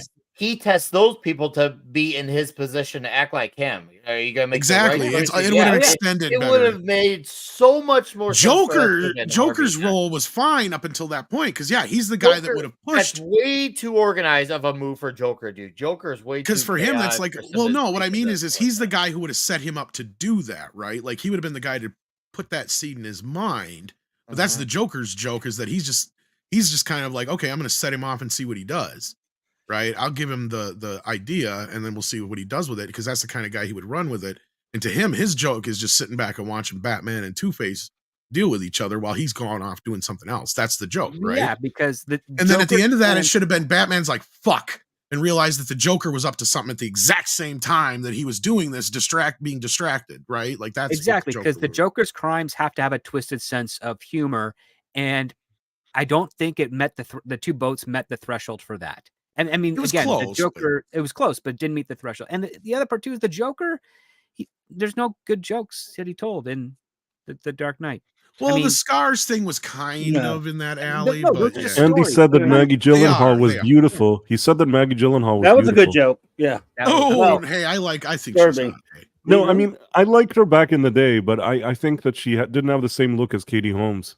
Oh no, I'm not going to compare the two. And then you got that ending where basically the police and the private sector of Batman collude to tell a lie so that they can get a far more aggressive control over the crime in Gotham by passing basically a law that restricts the rights of its citizens so that they can put away these organized criminals. It's like, that is so communist level crap. The pencil scene and stuff, those were really jokery. I will say that.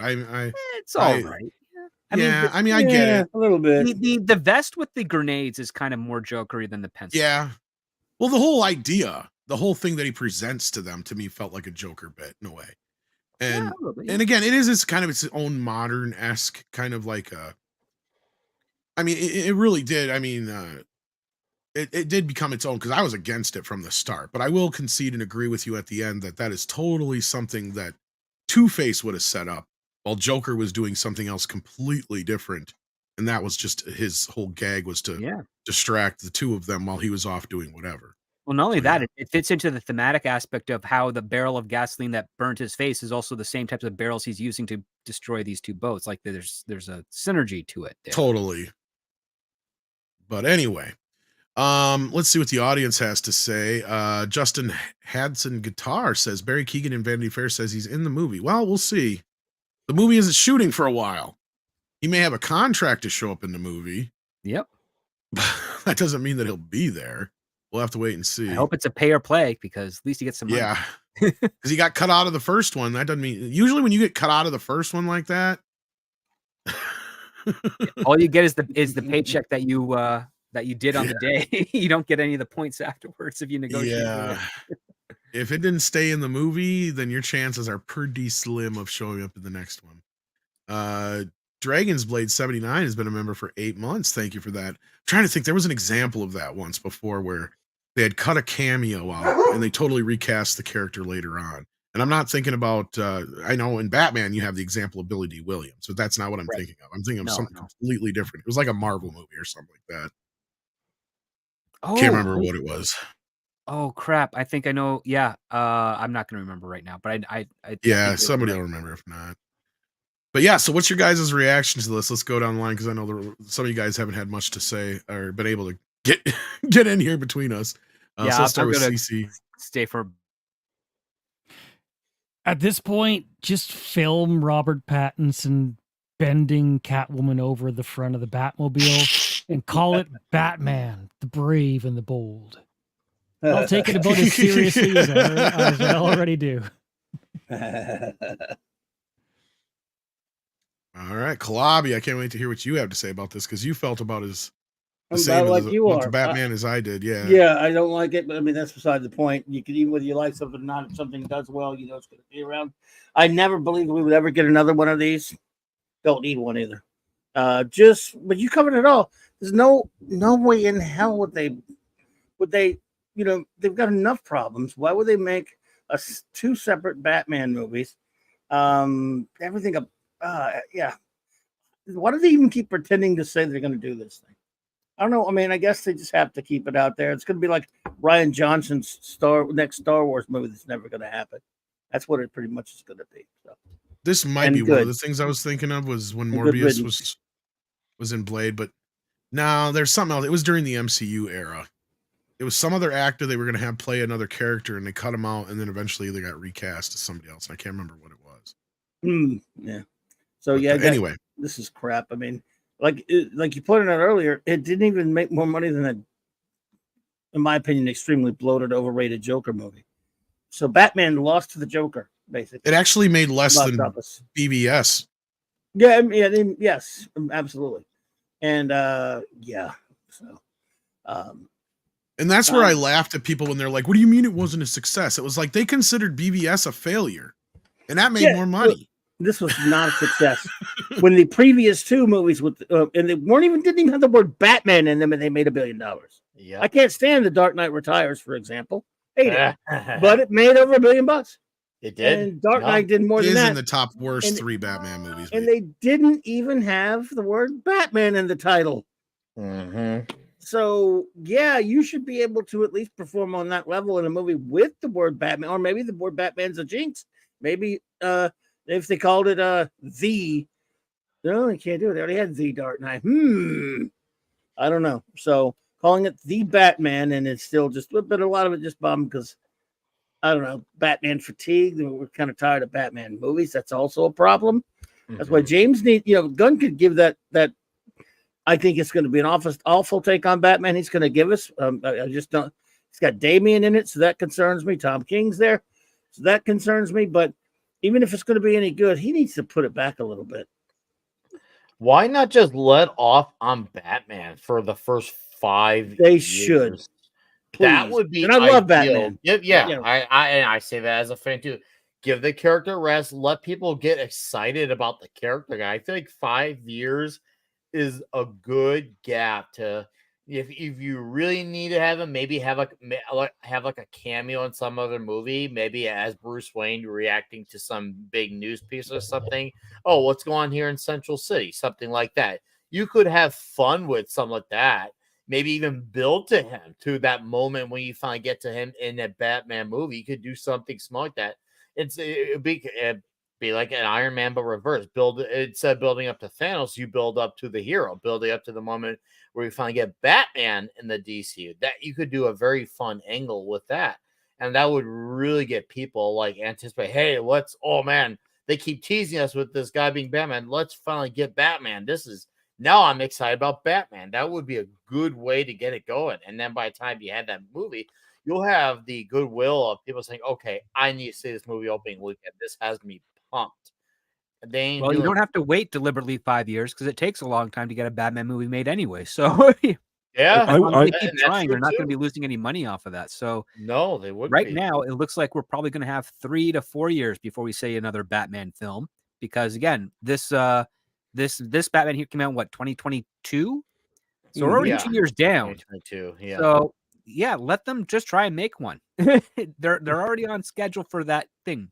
Remember, every IP is valuable. It doesn't matter if it's dormant or if it's lost money beforehand. It's always valuable. And if they have it, they have to try and put it into production to make money. I would pull the plug on that Lady Gaga musical too, because it makes the Joker look dumb. And I wouldn't go forward with this Pattinson movie. I just completely wait and not do anything for a number of years and then release a good one. Yeah. They gave away, what the problem is when Joker succeeded. Now obviously they make a sequel, right? Just let it be its own thing. Granted, I would prefer. But why is it a musical? Why are they singing this? It seems like they're turning it into a joke somehow. Unless I don't understand what they're doing, it seems like they're turning the Joker into a joke. They want to do what they want to do with these characters because they see these characters as that's what they see these characters as. Oh, they could do whatever story they want with them because this makes my creativity. Shut up. No. It's a remake of A Star Is Born. It's going to be a remake of A Star Is Born, except it's just going to be the Joker, and it's going to be Harley Quinn, and it's going to follow the same plot, but it's going to be all Joker. It's going to be a big inside joke. That's my guess. As far as this thing is concerned, I mean, this Batman was the victim of Warner's flailing about trying to retain their franchises after the Snyderverse died. They just didn't know what they were doing. Gunn was maybe a gleam in somebody's eye somewhere, but they had to keep the character going and reassure all the fans, the stockholders, and everybody else they could still maintain Batman in the wake of all the Snyder and fallout. And yeah, it's just like the redheaded stepchild of the whole deal. It could have been good. I don't know. I don't know that I would have had Pattinson be Batman. I mean, Reeves wanted Nicholas Hoult as Batman originally, didn't we? And then the studio said no, something like that. So they were young and they needed the money. Yeah. Oh, that was good. Well timed. Oh man. Yeah, the idea of a Joker musical is stupid, but whatever. These are the current people who are dealing with people who are there just to push whatever story they're making it and making the superhero characters revolve around their story. So whatever. Let these things burn down until someone wants to actually make something respectable, of course. Sorry, guys. I have one of those too, don't worry. Usually I'm good about that. Not this time around, but man, we have a Superman movie and we have Batman. We have 2 Batmans running around. So what happens then if the Batman 2 does okay and let's just say the Brave and the Bold bombs? This is the problem that they don't think about. Like, what if they're in that weird dilemma? Like, do we keep making more and then we ask James Gunn's Batman? How pissed is that gonna make James Gunn? He would be mad about that. And to be fair, I probably would be too. It's just like, what's getting involved in this universe and doing all this? And then also you're going to nix one of my characters for your character. They should have just not made a sequel to. And to be fair, it might not ever come out. But the fact that they're even entertaining this is insane. Is Brave and the Bold meant to be a more fun movie than your It's usual not been Batman film? established. It's not been established. Now the Okay. cartoon of that Sounds like name a porno is to me. amazing. Look at the cartoon of that name. It's based on Klobby. Yeah, we could have you and I could do a. I know you've done a few streams of, but man, we could go on about how great that cartoon is. Second best Batman cartoon, bar none. Seriously. Yeah, so it's good. my personal favorite, but the animated series is still better. But I love it. Yes, they how do you put it? I think it's James Gunn. He's putting Damian in it. It's not going to be the same as premise as the actual Brave and the Bold, which was an old team up comic, and now that cartoon, which was a team up book. It's not going to be that. It's just calling it Brave and the Bold to be called same way as they called a movie. For example, I remember they called a movie Infinity War that had really nothing to do with the Infinity War story that much. Age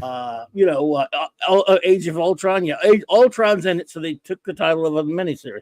Yes. They always take these titles and they have a little bit to do here and there. This is going to be less than any of those combined, all of them combined, because it's just going to be Batman and the Damian Robin, and he may have a cameo here and there of other characters, but. Oh, I was just more curious about if the Gunn Batman iteration is of a lighter tone than fans of a Batman would otherwise be expecting from being, sort of conditioned from Nolan's Batman and Reeves' Batman. I wonder if that's going to cause even more audience/brand confusion. And like Tom said, or maybe it was script, they wouldn't release two Batmans within 6 months of each other. That doesn't make any sense. That's just tonality whiplash. They may go for a lighter tone. They may go for a lighter tone. They might. Yeah. I said that they wouldn't. I was told by one of my people that I talked to about this. They said flat out, there's no way they're going to have two Batmen in theaters going at the same time. Well, it just doesn't make any sense. Yeah, it doesn't make any marketing sense at all. Yeah. I'm just wondering if people would buy a lighter in tone Batman if they decide to make it more because I think of James Gunn producing Batman in my mind's eye. I can't help but think it's gonna have some of that Guardians of the Galaxy. Exactly. If he does go that route, it's not gonna work. Not in movies. No. Comic books, yes. Movies, no. You could do a. Joe Schumacher tried it. Tried it. I think you could do a very small smidge, and I have to emphasize the word small smidge of humor in a Batman movie. But I think Batman still needs to be Batman. Maybe it could be some of the things that happen around him per se. Batman the animated series had few small subtle moments of humor, like the "I drew you above," that are fun moments, and Robin brought in some comic relief. Yeah, Robin could bring in some comic relief, but Batman was always the grim dark. Yeah. Yes. And I think you could do some stuff like that. Once again, it can be done subtly, but you can't have it be the thing that really consumes the movie.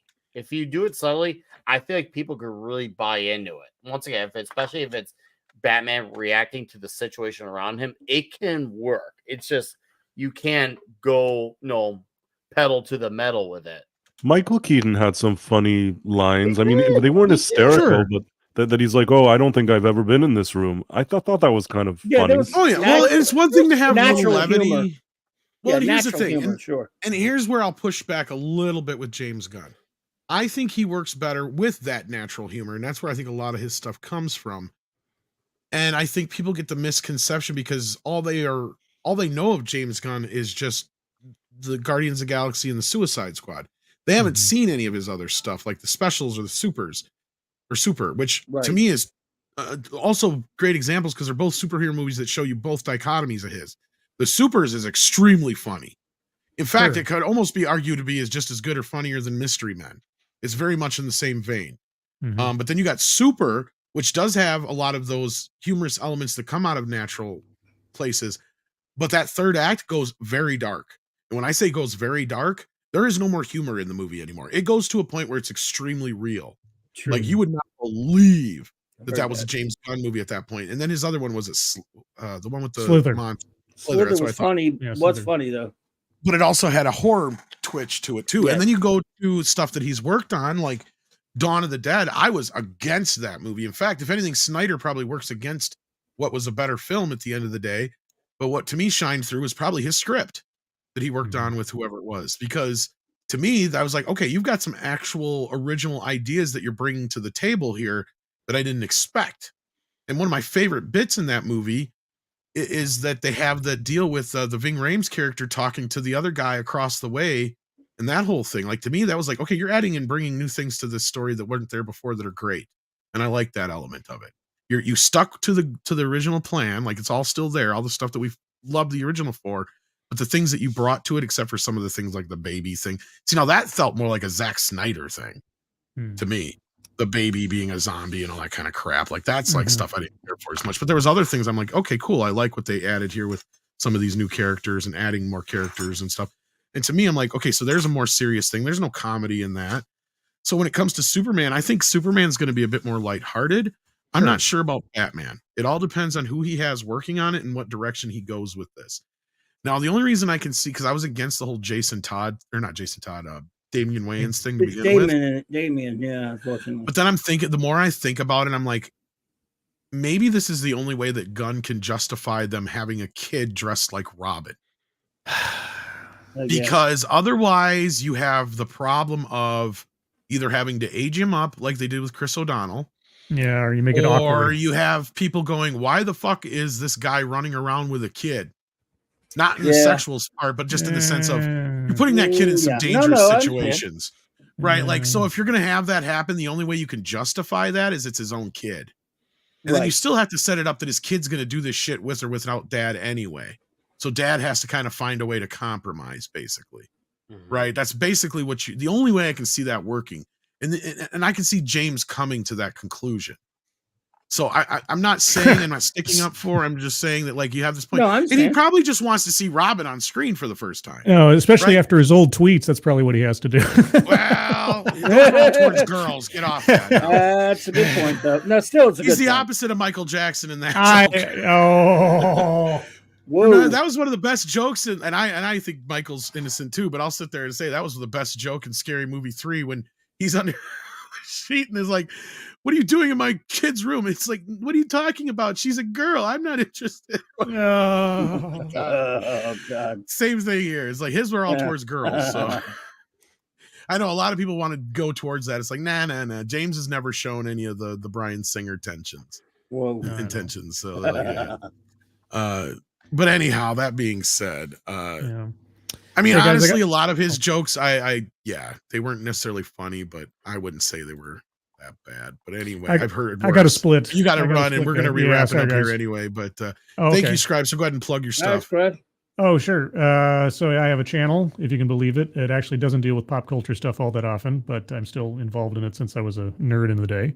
Otherwise, I have a regular show on Thursdays called TED Excellence, where we take a look at TEDx talks and or TED Talks of interest, and also play TEDx Bingo, looking for similar themes and subjects as seems to be endemic to TEDx's these days. So if you're curious in that kind of thing, go check out my channel. I got some other stuff on there too, true crime interviews and other things, but that'll be Thursday at 6 p.m. Pacific, 9 p.m. Eastern.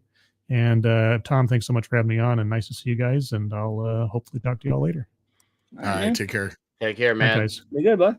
Bye, man. Yeah. I like the Michael Jackson thing is kind of funny because did you guys see that? Was it Hollywood Reporter or can't remember who it was that had to end up deleting their tweet because they had said things about the new film and they're like, the movie aggressively paints him as innocent. It's like, oh, you mean like he ended up being what is this like thing with people? I don't get it, because I got a couple other people that come after me the other day when I posted something about Michael Jackson. It's like, look, the guy's dead. He can't defend himself. Everybody who's made any accusations about him has been pretty much proved to be an utter fucking liar. In fact, that Finding Neverland, quote unquote, documentary that was on HBO had to be reclassified from documentary to fiction because of some of the bullshit that was in it. Right. Never convicted, went through all the bullshit that he did. Sure, there was some people paid off, but there's enough reason to believe that it was Sony who pressured him to pay those people off. And then you've got all the other issues I'm not going to get into with Sony. If anything, check into Razorfist reporting on a lot of this because he covers it so they're outstanding. All three videos. I knew half of the shit before that, but after I watched those videos, I'm like, holy shit, I'm more than convinced now. In fact, I've even posited that his death was not an accident. There was a lot going on. The whole bedroom was literally an apartment building. Yeah, that's the other thing too. And not only that, Dave Chappelle, I think, put the big, as far as I'm concerned, big point on it, whether it's a joke or not, however you want to look at it. motherfucker had people like Corey Feldman and Macaulay Culkin and shit like that hanging around him all the goddamn time. And not a single one of them have made one accusation against him. In fact, they've gone way out of their way to defend him. And if anything, Corey Feldman's a piece of shit. Okay, I'm going to tell you guys this right now. The shit that I know about him, in fact, a lot of the stuff that he's going out there trying to bank on right now off of the death of his friend and shit, I'm not so sure he didn't facilitate half of that shit. Wow. Right? That's why I think he's trying to make it some big deal, like he's trying to be so pious now, because not much really happened to him. If you watch his documentary, I don't know if Script's the only one who saw it besides me, but I don't know if you did or not, but it's much to do about nothing. It's a big fucking nothing burger. It's like we knew all this shit already. Nothing you've shown in here other than trying to basically, and then after I found some other shit out, all that thing is trying to clear his name from the guy who went after Corey Haim to begin with. Because guess what? He got introduced by Corey Feldman to Corey Haim. That's what he's trying to obfuscate here. Right? There's a lot of shit that goes back farther that people aren't getting into. And I mean, I don't know all this stuff for sure, but I've heard enough stories now that, yeah, like Corey Feldman, he's a piece of crap. And if he was going to lie about it, if anybody was going to lie about it, it was going to be him. But he loves Michael so much. So there you go. That even he couldn't lie on his ass. Right? So, because he was trying to use that whole thing to get money. So to me, it's like you had these people hanging around you. Dave Chappelle made the point. It's like, if you're going to be that much of a sex pest, like, believe you me, it'd be like the same of us if we had access to like all these models or something all day long, right? At some point, you're going to fuck up. Yeah. You know? And that's just natural. You can't tell me if you've got some of the most famous kid stars hanging out with you. Shit, he hung out with Webster and shit for years too. He ain't never said nothing. Like, what the fuck? Also, the two people that whole Surviving Neverland is based on, and we won't get into it, they actually in the past testified and said that he was the best thing ever. So it's like, if you went to court and you swore and you said this guy's the best thing that ever happened and left the courtroom, and I think they maybe even did it like multiple times, and then 10 years after he died and they have no money, they're like, wait, we just remembered something. It really doesn't feel good. You know what I mean? Those really aren't very good candidates to build an entire documentary on. Yeah. That's just my opinion.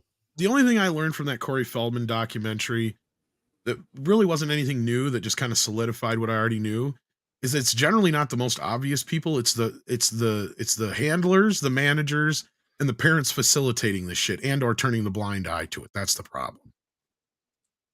Yeah. Those are the main culprits. Oh yeah, it's never who you think it is. Yeah. And to just they will virtue signal the loudest to take the distraction off them. So those who preach about these things and how bad he is the less are usually the ones who are the most guilty of trying to do something to get to him. All I'm going to say about Michael Jackson at the end of the day, especially when it comes to his death and the accusations and everything that came after him, there is good reason to believe that there were people who wanted to smear him and or destroy him because he was the single biggest owner of music rights, period. Right. Bigger than any corporation. He owned more music rights than anybody. In fact, he co-owned Sony's and all that shit, all of Sony's music. And that's where it was like, they did not like that. They've been trying to get him to sell for years and years, but he would not. Because that was the most lucrative thing he had. Nobody had as much music rights as Michael Jackson. He even owned the rights to On Wisconsin. Yes, he did. And they had to have that at the end of every fucking broadcast. Something, whatever Michael Jackson's thing was at the end thing. Every time we had a thing with On Wisconsin on it in the U.S. in our commercials or on the ball games and all that shit. He owned all sorts of music you wouldn't believe. But Sony wanted him to sell it, and bad enough that they may have facilitated some of these accusations and worse, I'll just say. Dragon's Blade 79 sends in a 8-month member chat. Thank you for that. And then we've got Jason Webster who says, executive, no, we need something to plug a hole now. The Authority. The next person who mentions the Authority again is getting kicked in the nads. Just get us Keaton for Elseworlds Batman. You know, they had a chance to make a Batman Beyond, and it became Batgirl. Yeah. Yeah. And they botched that. Because I believe, because we got that from Mikey Sutton. Mikey Sutton himself told us right after they had gotten him interested in the Flash. Part of what got him interested was doing another Batman project. And when it was first presented to him, and I believe this, they were trying to get Tim Burton involved, and it would be a Batman Beyond. And since the Joker's like a different kind of Joker in that or whatever, it was going to be Johnny Depp as the Joker or whatever. Yeah. They were going to have Johnny Depp play the Joker, and Michael Keaton would return as his version of Batman in a Batman Beyond movie with his son. Yeah, that was the original plan. But guess who put the snafu on that? That was what's his face? Was it not Hamada, but the other one? Jeff Johns? No. Emmerich? Emmerich was one of them, but it wasn't him. It was the guy that got shit canned in between. There's so many. Walter Hamada's name before Pam Abdi and right before Pam Abdi and DeLuca came in. Who was there? Was that was Hamada? Jeff Johns and God, who's the other guy? Oh, Berg and Johns was before Hamada and Silverman. And was Silverman part of? No, Silverman's still there. Either way, it was whoever it was in there with when in the Walter Hamada was it Hamada? I think it was Hamada. Probably had who to said be he Hamada didn't then. he didn't like Batman Beyond. But they were also trying to do the trifecta with the women, and that was where we also got the word that they were trying to usurp Superman, and that's why in the Flash originally it was going to reset the timeline with the what's her face as Supergirl instead. Sasha Calle. Yep, and then Batgirl and Wonder Woman then would now be the new de facto Justice League. They're such a ridiculous group of idiots, those executives. Like, they were never able to do anything. Like, they're just the worst. But you never know. Never say never, especially after the buzz that we got the night before from the Batman bit at the Oscars. You know, the fact that Michael Keaton has come around, and especially now that it sounds like he had a really good experience with Beetlejuice 2. You never know what you could talk him into. So, never say never. I will not, especially considering if James Gunn is aware of how popular Batman Beyond is, you never know what could happen. I'm not even so sure the Brave and the Bold is going to be what they're going to do, but I mean, they're probably so far along on that. I still think Andy Muschietti's not going to end up going to be the director of Brave and the Bold. You might be right. That's what I'm wondering too. I think he'll never work again. And then Justin Hudson Guitar says Batman 89 made nowhere near $1 billion adjusted. Are you sure about that? I'm not sure about that. Let me look at the numbers to see if they have adjusted for inflation. Let's see where Batman 89 is, because let's entertain that conversation. I think that's $400 million in 1989.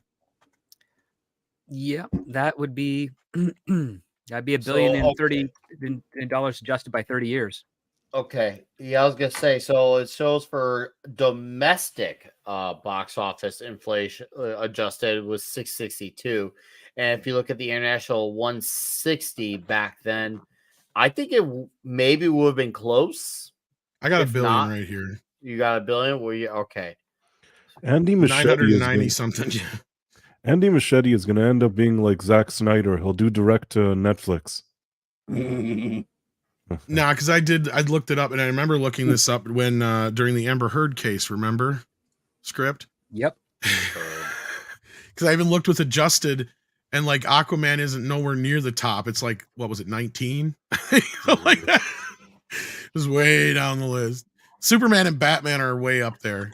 Like the top grossing superhero films of all time with adjusted gross are like Superman, Batman, the Spider-Man films, starting with Spider-Man 3, 2, then 1. Then you get into like the modern films, because like Endgame, even with you adjust the inflation aspect of it, it still did make a lot of money and so on and so forth. Yeah. Remember what I pretty much remember just off the top of my head looking at the list. You got a ways down there before you got to some of the Marvel movies outside of the Avenger films and some of the other stuff. A lot of the stuff that was high up on the list was like Batman and Batman Returns and Superman 2 and shit like that, but it adjusted. Because the other thing is back then they didn't exactly keep up with all of the outside stuff too, and they're not even figuring the videos, right? Because who the hell just did this? I don't know if it was who brought this up recently. It was somebody either in this group or somebody close to us who had brought up they were doing. Oh, it was the Popcast guys. They were doing they're doing something for Schwarzenegger, and they realized that even though he had like 3 movies in the 80s that didn't even make $1 billion altogether, if you throw in his video sales alone made $3 billion in the 80s. Wow. So like you gotta really remember that like back then the videos played a large part of and Batman was the biggest selling video of all time until The Lion King 5 years later, which The Lion King made as much on video as it did in the box office. And so Disney kept more of that money, remember? See, that's the thing. So the video was a big deal for them guys back then. I can't believe they stepped away from that the way they have. But we got to get wrapping up here. So let's start with you, Nick, because I know we got your show here in about 20 minutes, not even. Yes, sir. We're going to be talking 20 some minutes. Police Academy. I'm excited about talking this one. That is the one that a lot of people have been asking for a long time. So we're going to give it to the crowd. The audience wants, and we're going to deliver. So it's going to be a fun time to come hang out. It's going to be less than 20 minutes. I'm sure Tom will have the link hyperlinked to there for when this show ends. You guys can come on over and hang out there. But yeah, thanks for having me. It was a fun show, and it never gets old taking shots at Warner Bros. For the dumb decisions that they make. Particularly Matt Reeves, Zack Snyder, Robert Pattinson, Walter Hamada, Kryborg, etc., etc. You know, if you say Walter Hamada in front of a mirror 3 times, Ray Fisher shows up. Ah!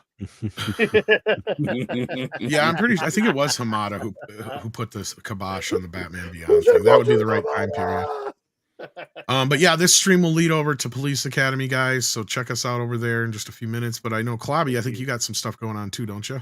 Not tonight. But tomorrow. Tomorrow, that's right. Yeah. Hopefully, Loki's having his comic book roundtable at 7 p.m. Central. But we'll see if he is. I will be there with him. Then my wild card Wednesday night at 9 p.m. tomorrow night, and then the Thursday night the Clubhouse at 9 also, and with Raquel and Mark with a Blake 7 review and other stuff. And then, of course, Friday nights I review Miller's Daredevil run on my buddy J-Man's channel at 7 Eastern over there. And then hang out with Nick and the gang Friday nights, which I guess he's going to mention. The run. Nick and the gang, 8:30 Friday nights at the comic shop talking. And Saturday night Star Trek. So thanks for having me, buddy. And sorry to go on like that, but appreciate it. No, you never go on like that, my friend. Price, what you got going on? Well, tonight I may do like a secret experimental stream late at night. And then in addition, on Thursday, I have the Quantum Leap thing that I do. And I've been traveling, but now I'm back, and I'll try to start posting videos again because I haven't done that in a minute. Yeah. Then Jason Webster says, by the calculator he used here, early 2022 Batman adjusted for inflation was $983 million. Yeah, pretty much $1 billion. Yeah. And Superman, and like I said, there's a variant. Billion. Very close. Yeah, I was gonna say there's a variant. That's why I said Superman's first, then Batman, and then I think Avengers Endgame, and then I think the Spider-Man films, and then I can't remember exactly. There might be one I'm missing in there, but probably one of the X-Men movies or something like that. But yeah, well, the big difference is pretty much inflation stays close throughout the 80s into the early 90s. It's about 2008, and then again just recently. Yeah, then more recently when shit changed. Yeah, so it's kind of like there's periods where you can go by, and I can generally just brain this stuff. I'm not good at math, but when it comes to movie math, for some reason, I'm really good at just throwing shit out there, and I'm usually right.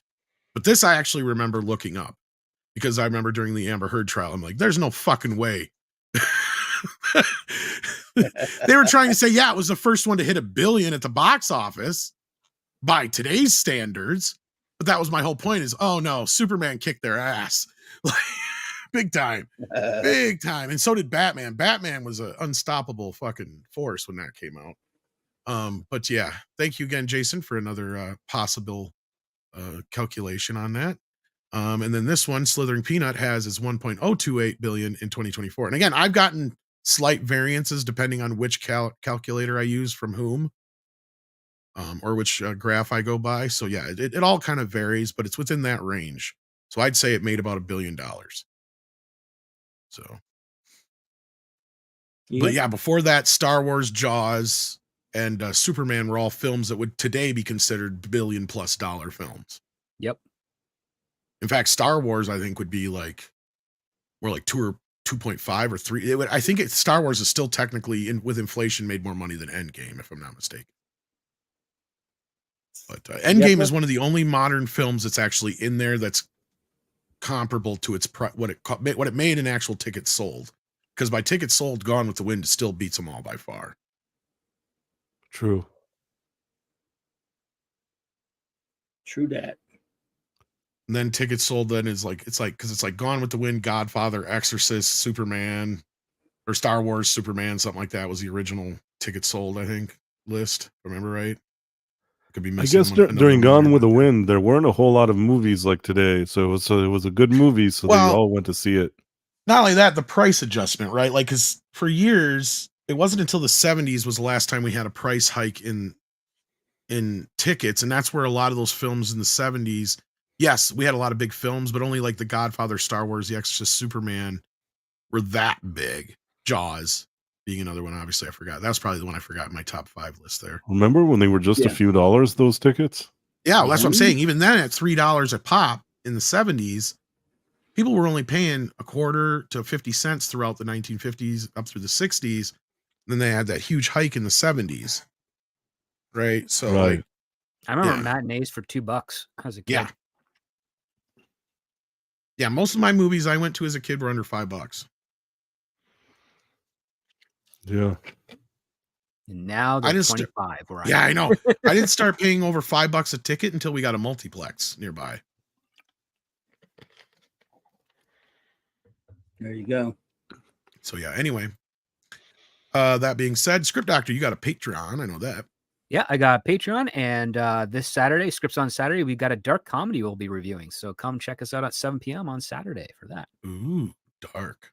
Did Price, you got to plug your stuff, right? Or no? Yes. Okay. So I thought. CC, Loki Oki, Friday night? This week, probably no Friday night karaoke. That's what I'm going to say right now. It's my mom's birthday this weekend, so. Well, happy birthday to CC Mom. Happy birthday to Mom. Got to spend time with her, right? I think you should. Yeah, that would be in order. Yeah.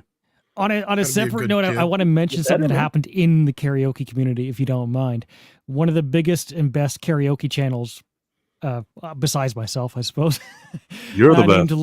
Lemmy Caution Karaoke. He was huge. If you're into karaoke, you probably run into him on YouTube. He got banned. He got struck down and banned last week. Oh man! By an artist, by not multiple artists, by one artist named Tyler, the Creator. Apparently, someone leaked his unreleased track, so it's understandable, right? He wanted to get that off the internet, but instead of just going after those tracks, he went after every channel and everything, whether it had anything to do with those leaked tracks or not. And Lemmy Caution got caught up in the middle of it, right? He had completely official stuff on his channel; it had been there for years, but he just got caught up in the wave. He got multiple strikes all in one night and deleted. 3,300 karaoke videos gone, thousands of hours of work. We're trying to save him. It's obviously that's a tough hill to climb, but I wanted to just put it out there. We're trying to reach YouTube or Tyler himself, who has not reached back out yet to save Lemmy Caution's channel and his work. I was going to say something about Tyler the Creator, but I've decided to plead the fifth. That's fair. I would say be professional, right? Because that's more likely to get results. I don't want to harm the guy that you're talking about, so I'm going to keep my thoughts about Tyler the Creator to myself. I wouldn't be surprised, but nevertheless, I just wanted to put that out there in case anybody who happens to be listening, knows anybody or knows anything. Thanks. That's no, that's the first I've heard of it, so that's crappy. I mean, it's happened in the pop culture community too before, right? So it's right. Sometimes these things, and in this community, I know it happens from time to time for different things. Usually, it's just a video, though, not like a whole, situation. Yeah, that was part of the thing. It was one artist, and he just like he issued separate strikes for every single thing. Wow. Whether it had anything to do with the issue at hand or not, right? And you don't want to out the artist either, huh? Well, no, I don't care. Like Tyler, the creator's the guy who did it. I'm just gonna put that. That's his name. His name is Tyler, the creator. Yeah, that's the guy. It's like a clever name, Tom. Yeah, it's a clever name for you. And what songs does he own that he went after? I don't understand. No, what happened is somebody got a hold of his unreleased, like some unreleased tracks that he didn't want out there. So that's fair, right? He wanted to get those off the internet. Yeah, but at least he could have done is just. But yeah, like in that case, target those tracks. Maybe talk to the people involved. Lemmy was just collateral damage. He had nothing to do with any of those tracks. Wow. But what Tyler did is he went and struck down everything. Right? Like, no matter the channel, no matter what he did, he just blanket struck everything down. That's imagine losing your channel and your life's work over Tyler the creator. Right? Over Tyler the creator. Listening to his music, it's kind of like torture. You know what I mean? So to lose everything. I don't know who Tyler the creator is. You don't want to know, Tom. Right? I don't know what you're talking about him. I doubt it. Think of some dumb rap that you want to turn off after like 5 seconds. That's Tyler the creator, if I'm not mistaken. Yeah, can't be any worse than some of the other shit that's out there. So like just basically like a YouTube artist. I mean, I guess he's an artist that some people, maybe he's on Billboard, somebody listens to it, but this isn't, to me, I've never thought anything about his music. I don't even know in a karaoke setting who would even do Tyler the creator. You know what I mean? Well, and I know the karaoke community tries to get everything. Right? Yeah, let me use one of those creators who would do a little bit of every possible artist. He had a really, really wide net. So it's, it sucks, right? And it's something that can happen to anybody. And it's unfortunate that it can happen. It's not just a karaoke related thing, right? And it's like I said, it's happened in the pop culture community too. It'd be great if there was just better things in place for that. Like there's no reason. Like Lemmy would have taken the tracks down fast, right? I think anybody would. And YouTube even has things in place. They'll let you have 7 days to take it down. Tom, I want to show you a picture. Can I show you guys a picture of Tyler the creator? Go for it. Okay. Don't judge a book by its cover. Well, I would feel bad if this would be. Hey, I shared it. It didn't.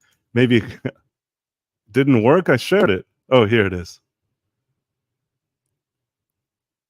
I don't know. I'd feel kind of dumb if I'd lose my channel because of this. Still not ringing a bell.